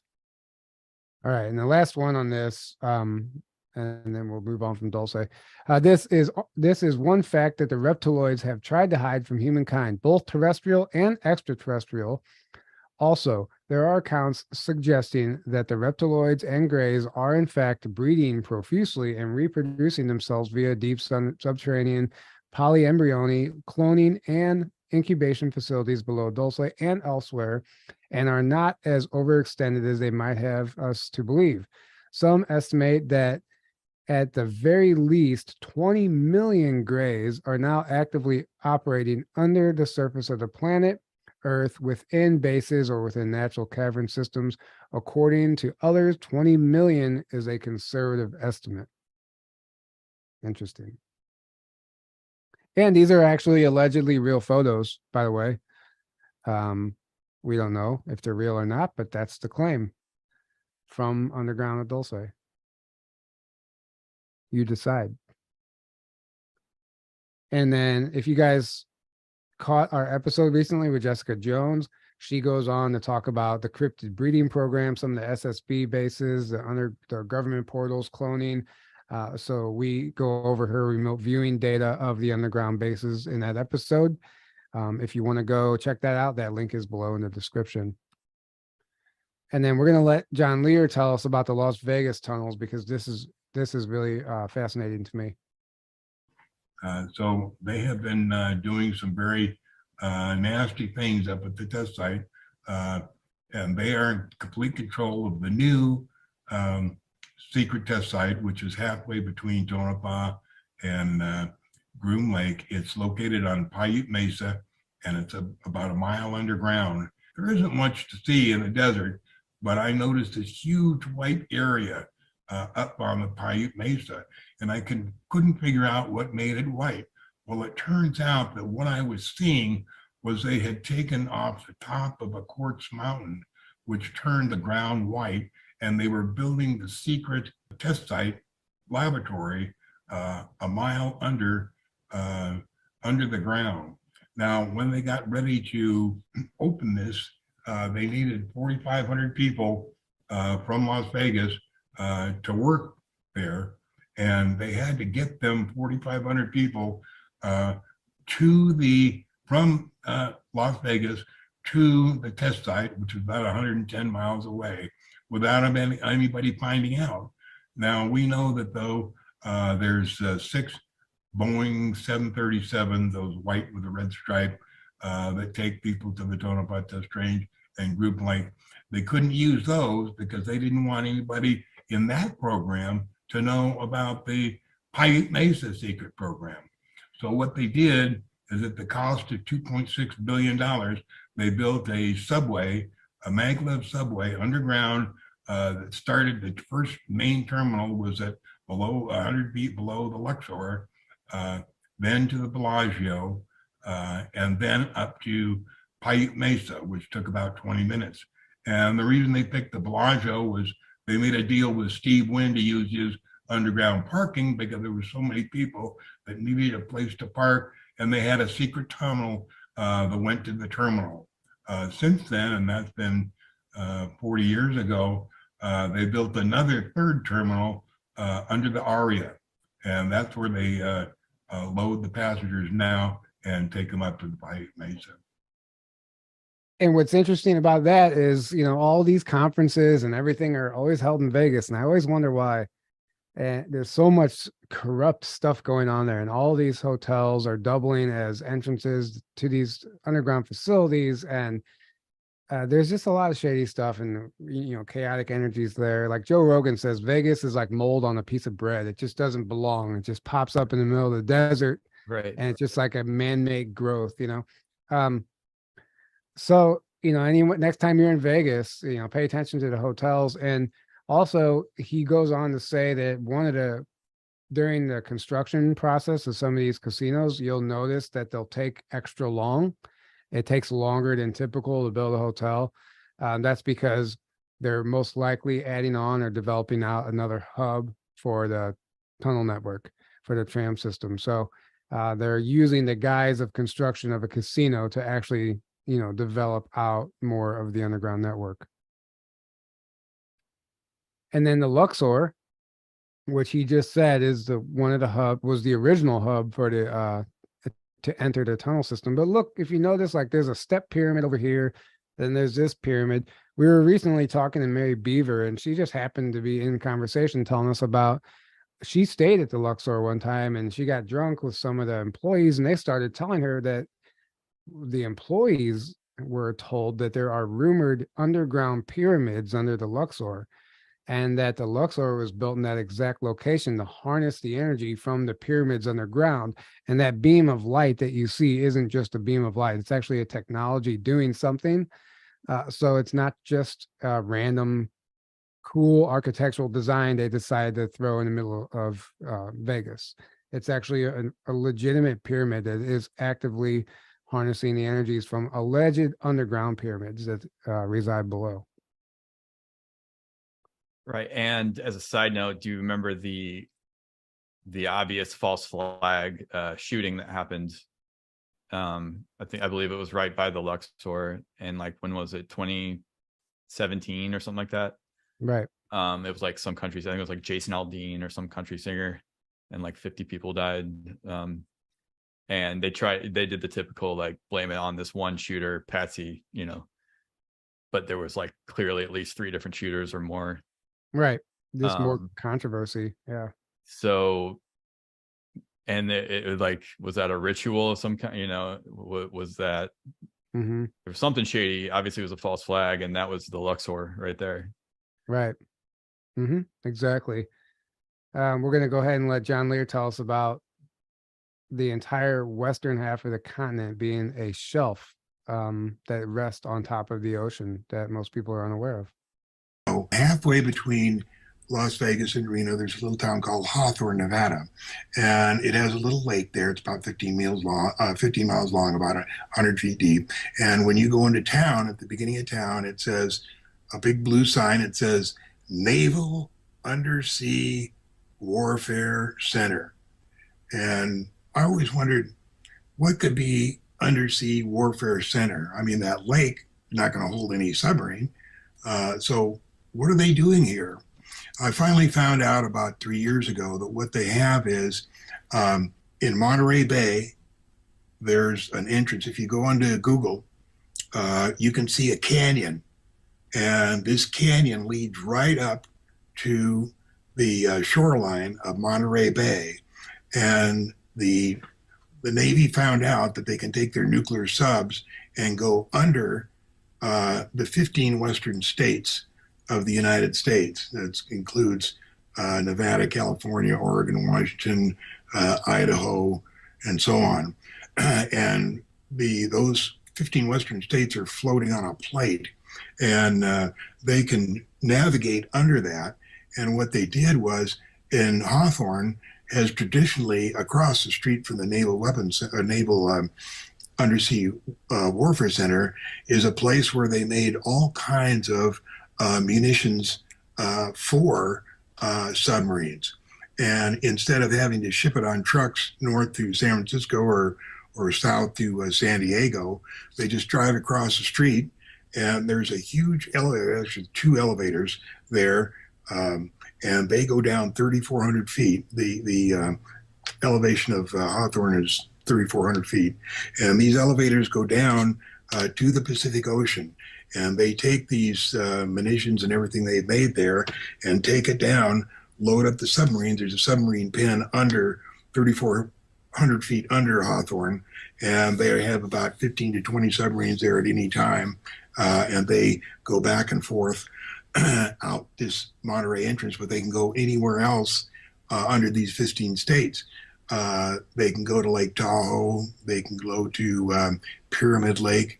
They can go to north in Idaho. There's a lake up there. They can go to the naval base at Trona. I'm trying to think of what that is. Anyway, they can go anywhere under those states in the submarine. So these are water tunnels? They're not channels. It's a continental plate that sits on the ocean there. The ocean covers the whole thing. Continental plate. So the Pacific Ocean continues underneath half of our country, and there's submarine bases. Almost no one knows that. Right. They don't tell us this. Exactly. And we've heard the testimonies of like them using retrofitting old submarines, and they were like the first space shuttles used for the space program. They were able to put like nuclear powered engines on them, and they're already designed to withstand the pressure underwater. So they're perfect for space. And a lot of those submarines were being launched from bases in the middle of the country, actually, and no one even realized it.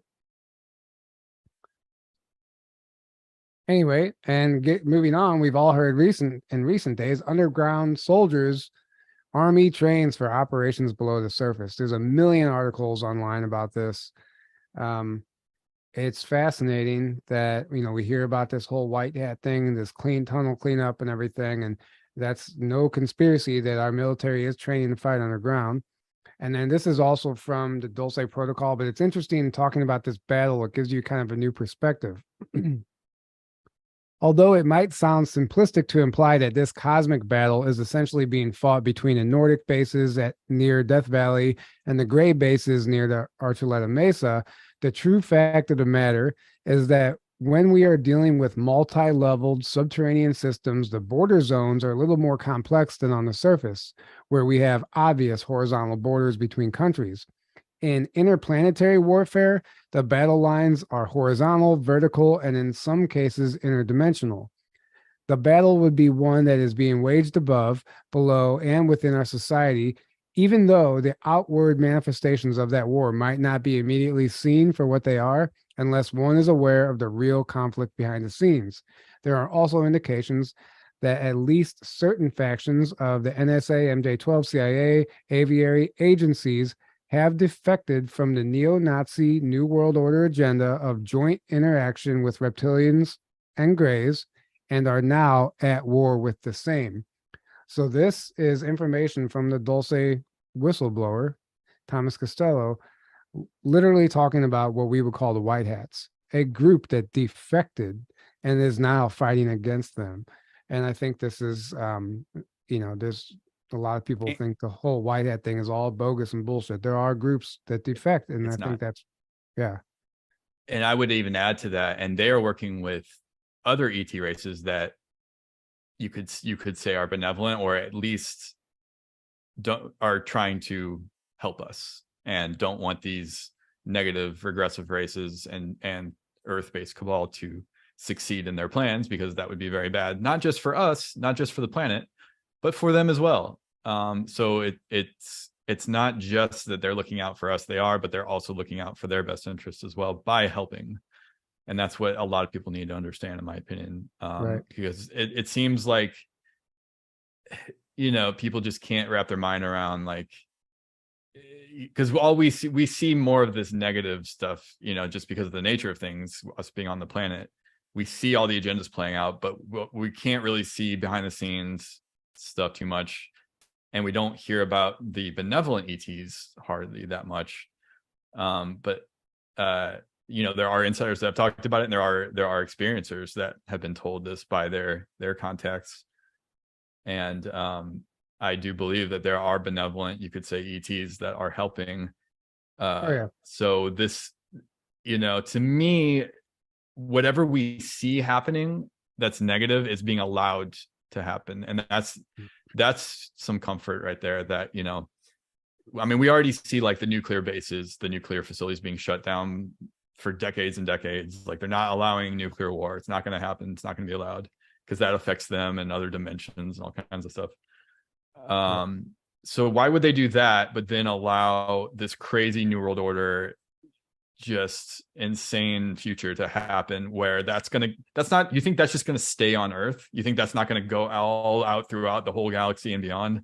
Come on. Of course it is. Right. So of course, them helping us now at this critical point is also helping the whole galaxy and probably even beyond, and other races. So think about that. Well said. Sorry, I want to speak my 2 cents there, because it's great. I see a lot of doom and gloom, and a lot of people that think we're all screwed, and like it's all hopeless and all that kind of stuff. And I think that's just a bunch of nonsense. Well, you are if you believe you are. Right.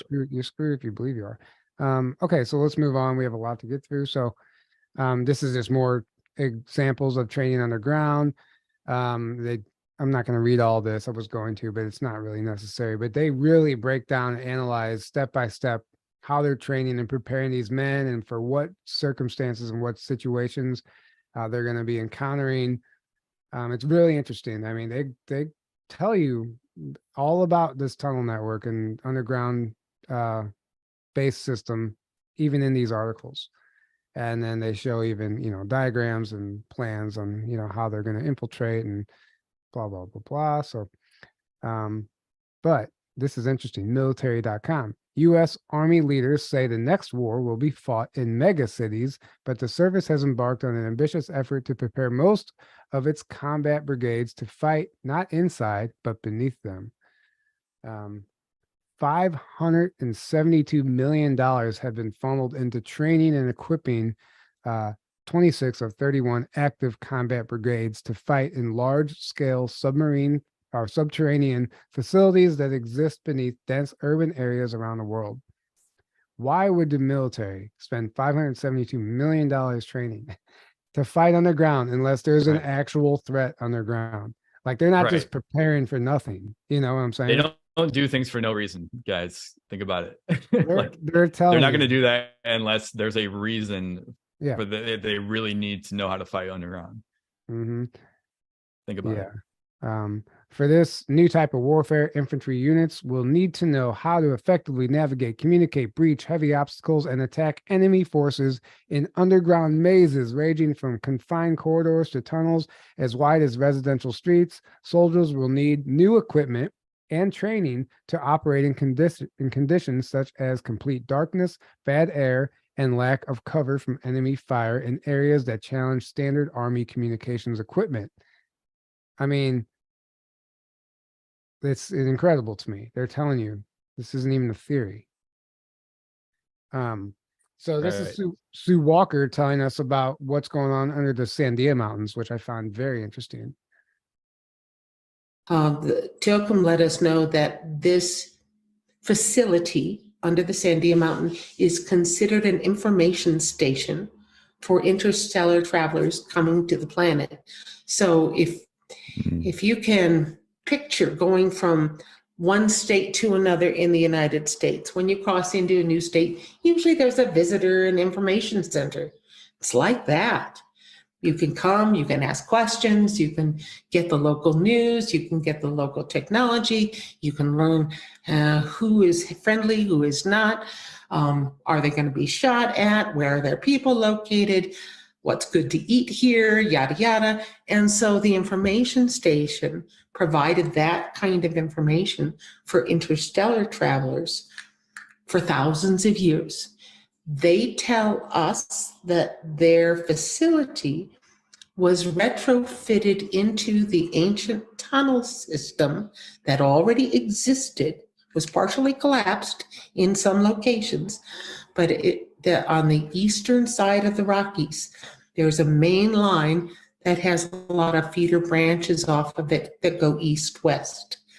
And this facility lies on that main north-south line. Used to be an underground system where you could go from South, at least Central America, all the way up to the Arctic. Wow. Underground. All right, so what they told us, and I was concerned about that and whether or not other Earth humans or military could find them in this tunnel system. And what they told us was that if you go south of the Sandia Mountain to the very next mountain range, 5-10 miles south, you get into the Manzano Mountains and Kirtland Air Force Base and the Sandia National Labs, which built their laboratory in that section of the tunnel system. There was a collapse right about Interstate 40. There's a break between the Sandia Mountains and the Manzano Mountains, and there had been a collapse of the tunnel system in that area.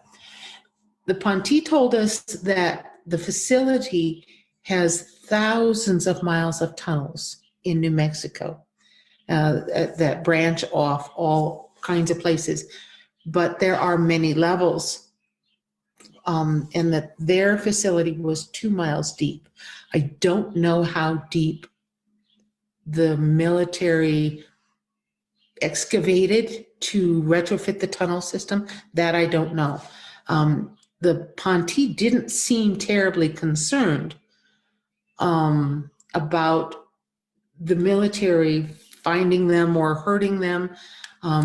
However, we have some indications that there may be interaction here in New Mexico at this facility with some Earth humans.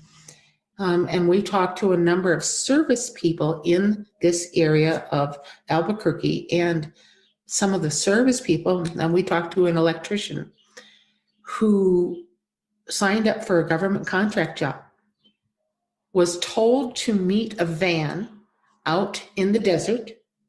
When he arrived at the location he was given, he was told to leave his tools. He wouldn't need them.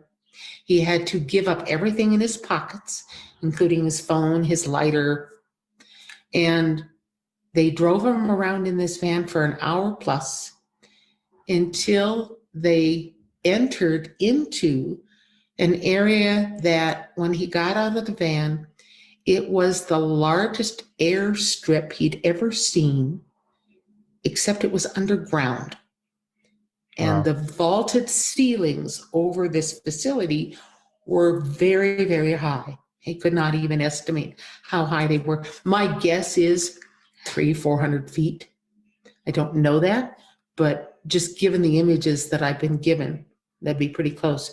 This electrician did see not only craft in this hangar bay area, but also earth human looking folks that look like us walking around with short little gray guys. That's also a fascinating interview that I recommend everyone go check out. And I put that link below as well. But I love, my favorite stuff is the testimonies like that. You know, the stories you hear from the guy, the electrician who got access to the base. That's how we learn. Like, that's how we learn about this stuff. Sedona, Arizona. So we're coming near the end of the tunnel, or the D.U.M.B.s here for what we're going to cover anyway. But so interestingly enough, I'm going to try and fly through these. The Enchantment Resort in Sedona, Arizona is a front for an underground facility. And there's a lot of information that verifies this. So this is actually a quote or a transcription from a Coast to Coast episode. I found it online, but it didn't say who the guest was. So I don't even know who this comes from, but it talks about the vanishing Sedona land convoys. I have written about a lot of strange and mysterious happenings over the many years, but they don't get much stranger than this. And it is still going on to this day, vanishing convoys and caravans. The latest occurrence was just weeks ago when a local woman who lives in Dry Creek Road watched 200 or so cars pass by her place from 11 p.m. to 5 a.m. The cars, she said, never came back out, as is usually the case. And this is specifically talking about the Enchantment Resort, by the way.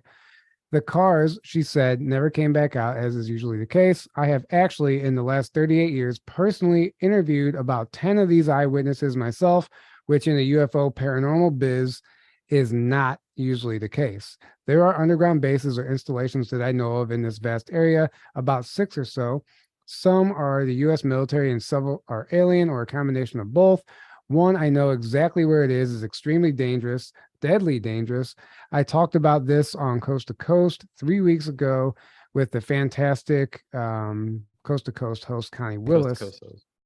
There is a tunnel system that connects most of them. The History Channel confirmed this fact several weeks ago on the popular show Beyond Skinwalker using ground penetrating radar. 3 women about 10 years ago watched on Forest Road 525 a long convoy of tractor-trailer trucks drive into the ground. I know precisely where this occurred on 525. One woman remarked, the really, really weird thing about this was not the trucks, but the ramp that they drove into the ground on. The ramp. She could not describe it for me. In a similar case, a few years after that on 525, a man was camped near the gravel road and watched hundreds of all white tractor trailer trucks with United Nations lettering on the trailers on all the trucks. He waited all night and they never came back out.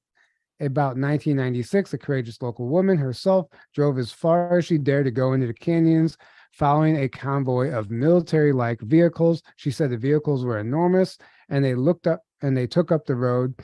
There was something very strange about them, she said. In the early 90s, I personally knew a caretaker of one of the now bulldozed 7 Canyons subdivision.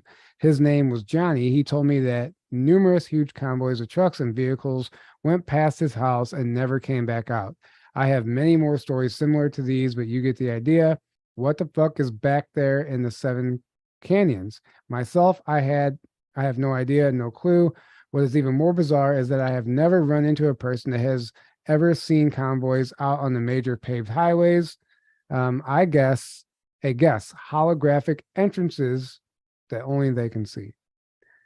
And this is in Sedona. So all the people in Sedona, that's a major hotspot for bases, and they like to build their bases on these high energy vortex areas. They take advantage of that as well. Possibly from technology underground. Yes, this book again, Shining the Light, but this talks about the Enchantment Resort. And for those who don't know, there was a UFO crash in 1994, May 29th in Sedona. Well documented, actually, very well documented. And I don't know if anybody, I mean, we don't hear about that one ever. It's always Roswell. Supposedly, several very high-ranking politicians were at the enchantment over the weekend. It is very easy to get high-ranking officials into enchantment through the tunnel system. Enchantment, you understand, is a front. It's is a front, or is sort of a front. Enchantment is a front. Yes, regardless of who owns it, which is why the RTC took over. Well, it just makes it easier to have a government own it.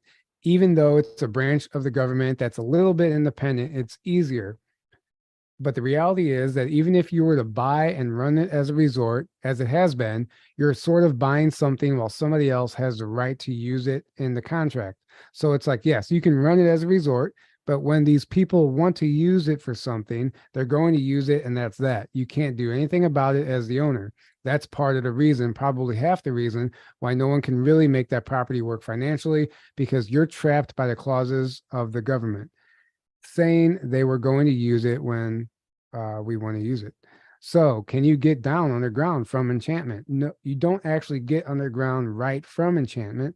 They could, and they'd like to, you know, there are some private homes still out there, but it's easier for them to just kind of show up. There are a lot of means, you know, you drive a vehicle out of something, and who's to say where the vehicle came from?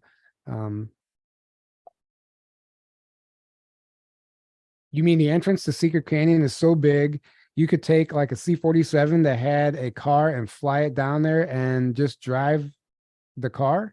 Is that what you're saying? No, that's not necessary. You don't understand. The tunnel system leads quite some distance away. Let's just say, this damn Zoom window is killing me.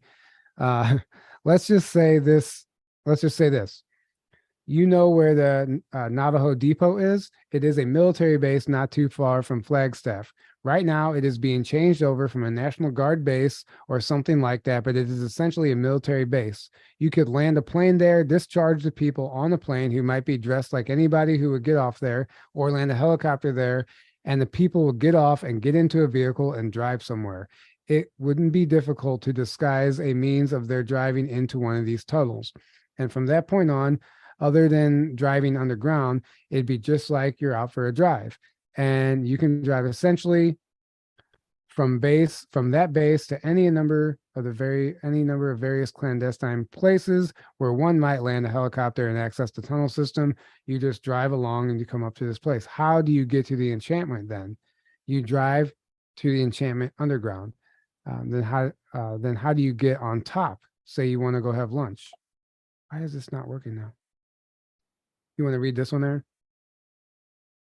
The tunnel has access, you understand. Just think of it as a garage door, even though it's considerably more sophisticated. For a long time now, the government has had the capacity, and other civilizations before you had the capacity to have military bases inside mountains. The military naturally loves that kind of thing. It sounds very much like a giant conspiracy, but when you think about what is involved, and when you think about taking it back to its infinitesimal level, how often, for the best of reasons, do even friends deceive each other? A surprise birthday party is a deception, even though it's done benevolently. You must remember, and it is a tough thing to say, but it is really true, that a certain amount of deception, even benevolent deception, is natural in the human race as you now exist. So if you take it to extreme levels, you know, it can get out of hand. So you've got these pirates who are mostly based underground at Secret Canyon rather than at... The pirates are not based underground. Where are they? They are not based underground at Secret Canyon. They are not based on Earth at all. The closest thing to a base that they have is on the moon because they're mining the moon. The shadow government can't really do anything about it. The shadow government, by the way, is their term for the cabal or the deep state. Right. In that book. I'm only going to play a portion of this. This is now we're going to move into the national park system. This is just Kimberly McGeorge talking about what goes on at these national parks and how they lead to this underground network as well. Kimberly McGeorge, NDCNH, and I tried to record this earlier, and shocker, my phone went dead. So I wanted to talk to you a little bit about national parks and state parks. And yes, they're protected because they're beautiful areas, but mainly they're protected because they're ley line areas. And most of the ley lines in this country and around the world, not all of them, most of them, or a majority of them, are held by dark force energies. And because they're held by dark force energies, underground bases and things have been built under these parks, as well as entrances that have been there for centuries, I guess, to inner Earth. So you can literally stumble into a world where you can't navigate and you may not be able to get out. Also, there's a lot of portals because of the ley lines and just the portal energies in these parks.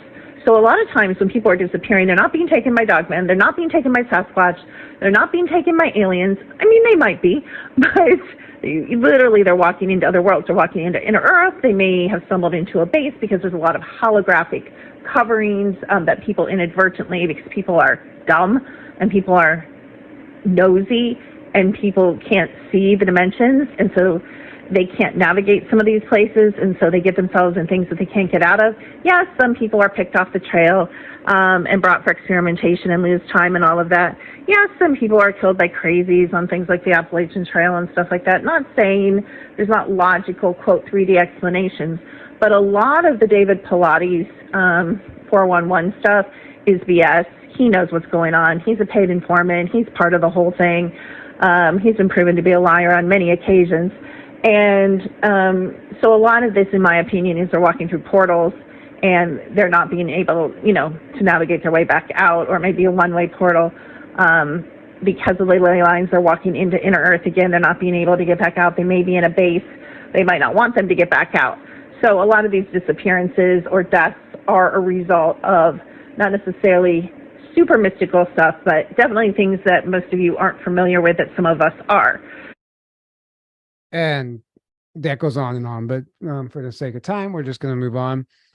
This is Allie Carter. I included this because she is such a brave soul. And to be honest, I don't know where she's at right now. I've reached out to her a number of times. She hasn't been active online for months now. So hopefully she's okay. But she is bravely blowing the whistle on some very disturbing things and name dropping, and we'll just let her explain a little bit of that to you. And real quick, Tyler, before you play that, we are right about the 2-hour mark right now. So do you want to wrap this up pretty soon as part one?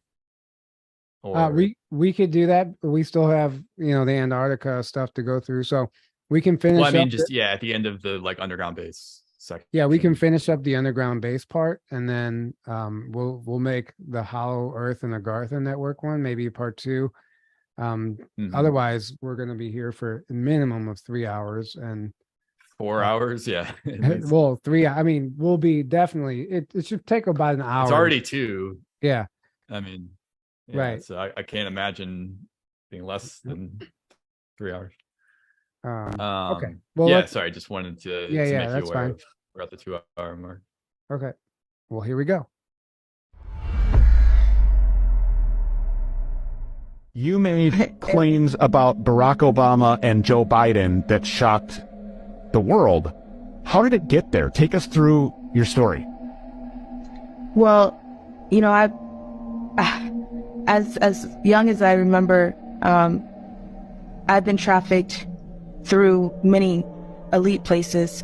I went from the Buckingham Palace to under the Getty Museum in Los Angeles, still under the custody of Child Protective Services, the child welfare system. And everybody is so worried about the elite, and we could give those names of Barack Obama, Joe Biden. We know about Michelle Obama, that's a man. We know about Too Short. We know about Akon and Steven Tyler, and we can give those names all day, and everybody is so worried about that, but what you should be worried about is the people that are in between, the people that go as low as your grave diggers. I was trafficked to people within my schools. I was trafficked in underground tunnels that link under your schools, through your cemeteries, under your amusement parks, through Universal Studios, and into Hollywood elite homes, all over the place, all over the world. And people don't understand that, and they can't fathom that, and they can't put that together. But if you think about the things that have come out lately, and there's 200 children missing, and there's 300 children missing, what Amber Alert did you receive? How many times do you receive an Amber Alert every year? And if you think about that, how many children are coming up in your face that have been tortured and abused like this? It exists and it's real, and people don't want to face it. It happens in your schools every day, as your grave diggers, your trash men. Everybody is involved, but everybody is looking at the top, and that's just a small percentage, and you really need to look at the people in between. Okay, so that goes on, but I mainly wanted to play that clip because she blows the whistle on the tunnel network. That again, it's not just military bases and ETs, the traffickers are using it as well. And I link her whole YouTube channel below, so if you're interested in hearing what she has to say, she doesn't only blow the whistle on that. She talks about how the sports are rigged. She talks about the MK Ultra blueprints, which I've never heard anyone else talk about. Absolutely fascinating. This is also from Brad Olson's book. Do you want to read this one, Aaron? Sure. We're moving on to Antarctica. Antarctica now, obviously. Yeah. Yeah, we're in Antarctica now, obviously. In 1938, the Nazis sent a large team of explorers, including scientists, military units, and building crew on warships and submarines to the Queen Maud Land region of Antarctica. While mapping the area, they discovered a vast network of underground hot springs flowing out to rivers and forming massive caves under the ice. One of these caverns extended as far as 20 to 30 miles and contained a large geothermal lake. The cave was explored, and construction teams were sent to build a city-sized base dubbed Base 211, or New Berlin, that hosted the SS anti-gravity scientists and the Thule Society, serpent cults of various Nazi occultists, the Illuminati, and the other shadowy groups who fled on U-boats just before Germany surrendered in World War II. After the Allies claimed unconditional victory in World War II, Secretary of Defense James Forrestal sent a naval task force to Antarctica in 1946, including Admiral Nimitz, Admiral Cruzen, and Admiral Byrd, and given the operational name High Jump.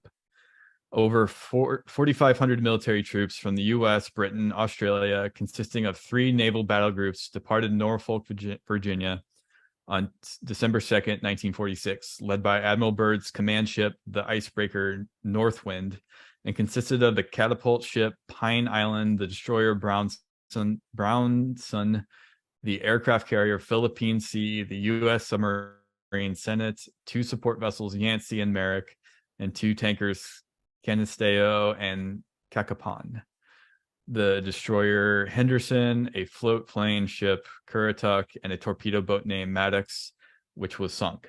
According to a researcher, Frank Joseph, the USS Maddox was either a torpedo boat or a torpedo carrying destroyer. He goes on to explain what may have happened to the Maddox mentioned in a declassified Soviet report. Right. So that's yeah, we're just talking about, this is the Germans. They had been going to Antarctica for a long time, even before 1938. There was an expedition in like 1908 or early. Yeah, before the 30s even. Yeah. And the Nazis have been exploring that area for a long time, and we'll get into some of that in the second portion of Hollow Earth and Agartha. But this is from divinecosmos.com. Antarctica is not a wasteland. There are a series of large habitable regions underneath the ice of Antarctica that are host to certain groups, including those of the Cabal. This works much the same way as an igloo in Alaska, where even though the walls are made out of ice, a small fire inside can keep it nice and warm. Natural ice caves are created by heat of subsurface volcanic activity. There is land you can walk and build on, breathable air and running water. Access to Antarctica is strictly controlled, meaning we cannot just go and check it out for ourselves. The freezing cold of the surface area makes it very difficult for any individual or group from our ordinary world to go sightseeing. The freezing cold, oh, I just read that, same on. According to the 94-year-old space engineer William Tompkins, there are also two much larger habitable caverns off to the right of Antarctica. Their combined landmass is quite significant, dwarfing the size of either the largest two ovals on this map. They are almost vertical on a slight diagonal angle and run from the top of the continent to the bottom, creating a vast amount of livable space. Each red circle corresponds to an area that has been developed and has people living there comfortably right now. These areas also show up on heat maps of Antarctica as visible volcanic hotspots. So I guess there's 4 or 5 circles here that would indicate locations of underground bases, but that's probably, I'm sure there's many more than that. And then Draco bases in Antarctica. You can read this one, Aaron. Both of these enormous strips of land are under exclusive control of reptilian ETs known as the Draco. According to Pete Peterson, the Cabal has often referred to this type of ET as Saurians. They have vast, densely populated cities in these areas composed of buildings that are far more high-tech than anything we see on the surface. The Draco are on the losing end of a war throughout the galaxy that has beaten them back into our solar system and a few neighboring ones. The Draco have built vast cities in these 2 caverns below the Antarctic ice, with populations numbering at least in the millions. Their total population numbers in our solar system could now be as many as 7 billion, comparable to our own native population on Earth. We are protected from them by benevolent ETs that will never allow them to do more than we have invited by our own collective free will. Furthermore, their time here on Earth is very likely about to come to an end. So, yeah, there you go. And then this is really interesting. We know all the nations have a piece of the game in Antarctica, but interestingly, on December 16th of 2020, Antarctica was rocked by 30,000 tremors in 3 months. Well, so that's when this article was written, December 16, 2020. But in a 3-month period during that time, 30,000 tremors in 3 months. So what was actually going on down there? And there's a lot of, intel that we don't know if it's true. It's really hard to verify anything that comes out of Antarctica, but there's a lot of movement down there, and other countries are moving down there, setting up shop, while other countries are moving out. There's clearly some activity going on in Antarctica even currently.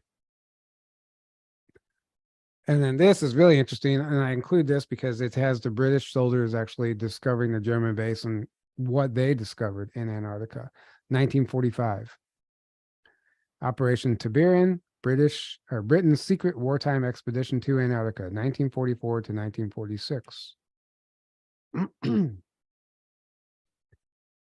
He claims that British soldiers from the secret Antarctic Maldheim base found the entrance in late 1945 and followed the tunnel for miles, and eventually they came to a vast underground cavern that was abnormally warm. Some of the scientists believe that it was warmed geothermally. In the huge cavern were underground lakes. However, the mystery deepened as the cavern was lit artificially. The cavern proved so extensive that they had to split up, and that was when the real discoveries were made. The Nazis had constructed a huge base into the caverns and had even built docks for U-boats. And one was identified supposedly. Still, the deeper they traveled, the more strange visions that they were greeted with. The survivor reported hangars for strange planes and excavations galore that had been documented. By the way, this is from the book Secret Journey to Planet Serpo. I just forgot to put that book cover in here. They entered an enormous cavern illuminated by artificial light. In his account, the SAS agent says, as we looked over the entire cavern network, we were overwhelmed by the number of personnel scurrying about like ants. And what was impressive was the huge constructions that were built from what we were witnessing. The Nazis, it appeared, had been in Antarctica a long time. And this was in 1945 that they were on this mission. This was the British soldiers. He said he was very impressed by the advanced Nazi technology. The team was discovered and fought a heroic engagement while being chased after setting the mines in place. Only 3 survived the encounter, but they succeeded in detonating massive explosions at the mouth of the tunnel and sealing it so there no entrance remained. After being evacuated to the Falkland Islands, the 3 survivors were told that their mission was to remain top secret. The SAS agent says, upon reaching South Georgia, we were issued with a directive that we were forbidden to reveal what we had seen, heard, or even encountered. So this is already in 1945. They're talking about a massive undertaking under the ice in Antarctica. And it was actually the information from this operation that made its way to Truman, which sparked High Jump. If you didn't know that, but they had no idea how advanced right. they already were down there, and they got their behinds handed to them when they went down to try to attack exactly destroy the base. All right, so we're just going to briefly touch on this. I just threw this slide in here only because this is going to start to segue into the Hollow Earth. And this is a crazy conspiracy theory that I don't know if I believe, but this is the Area 51 of Australia. We know that. But I've heard somebody claim that these domes are housing for inner Earth inhabitants. And I don't know if that's true or not. And I can't, I don't even know if that feels right, but I did hear that claim, and I just figured I'd show a picture and throw that out there, let you decide. But it is kind of mysterious what those are for, and I'm sure there's something going on with those. I don't know if that's what's going on, but there's something. And I'm sure there's a mainstream explanation for it. So I'm sure there's a mainstream BS explanation for it, and then I'm sure there's, and maybe that's like one thing that's happening, and then there's like, oh, but this is really the real reason for them. Well, we have quite a few slides left on the Agartha network, Shambhala, Hollow Earth. I mean, actually a lot left. So we have 40 slides left, and if we're going to make this a part 2, there's actually some stuff I would even like to add to the second half on the Hollow Earth that we didn't really get to cover because we were trying to do this all in one. So now we can actually add that. Guys, we're going to go ahead and wrap this one up. It's crazy. We've been going for 2 hours and 10 minutes now. It did fly by even for us, but we're going to wrap it up here. And then part 2, I guess, I don't know if you have anything going on next Sunday, Aaron, but maybe we could just do it next Sunday. We could, I don't know. Yeah. We'll figure that out and we'll let you know, but I'm okay with that. This way we can just, while it's all fresh, and we can just go back into it. So I hope you guys enjoyed this. Thank you for tuning in. We appreciate all your support, and part 2 is a lot more enlightening. It's lighter. It's very it's really positive information, and then it talks about some of the beauty underground and not just the dark stuff. So we wanted to end on a positive note. That's why we chose to put all that stuff at the end. So just stay tuned for the second part. There's a lot of stuff we've uncovered, and you guys are going to like part 2. You're going to want to stick around for part 2. It's going to be amazing. Yeah, thank you. And this one, there was so much more we could have added to this one. Like, it's in the stuff I'm finding, the books that we referenced. I mean, there's so much information. We barely scratched the surface, and I mean that. Right. It could be a docu-series. I mean, you could really spend some time breaking down the underground bases and all that stuff. And I mean, how necessary is it really to know all the details? But the idea behind this is that anybody who has no knowledge of this topic can, visit this webinar and walk away with an understanding of what's taking place on the ground. And that's the goal. And then the next part is actually my favorite when we get into Inner Earth and the Agartha and Hollow Earth. So yeah, me too. I'm gonna go ahead and stop my screen share here. Exit that. Well, thank you guys so much for joining. Yeah, this was great. So much for your support. We love you all. Hope you have a wonderful night. and stick around for next week for part 2. It's going to be Yeah, absolutely. We can't, we're not going to end it fun. yet because I'm not even on the screen to end the live. So just hang on. Yeah. Yeah, thank you guys for all the beautiful comments. We appreciate you all being here. As always, part 2 is going to be awesome. Like we said, cultivating to 5D. So they said they left an interesting comment on Facebook. We'll go check that out. And if you just got here, the replay will be available, as you know. Please tell your friends and family and anyone who might be interested in this. Thank you and have a great evening. We love you all. Good night, guys. Love you all.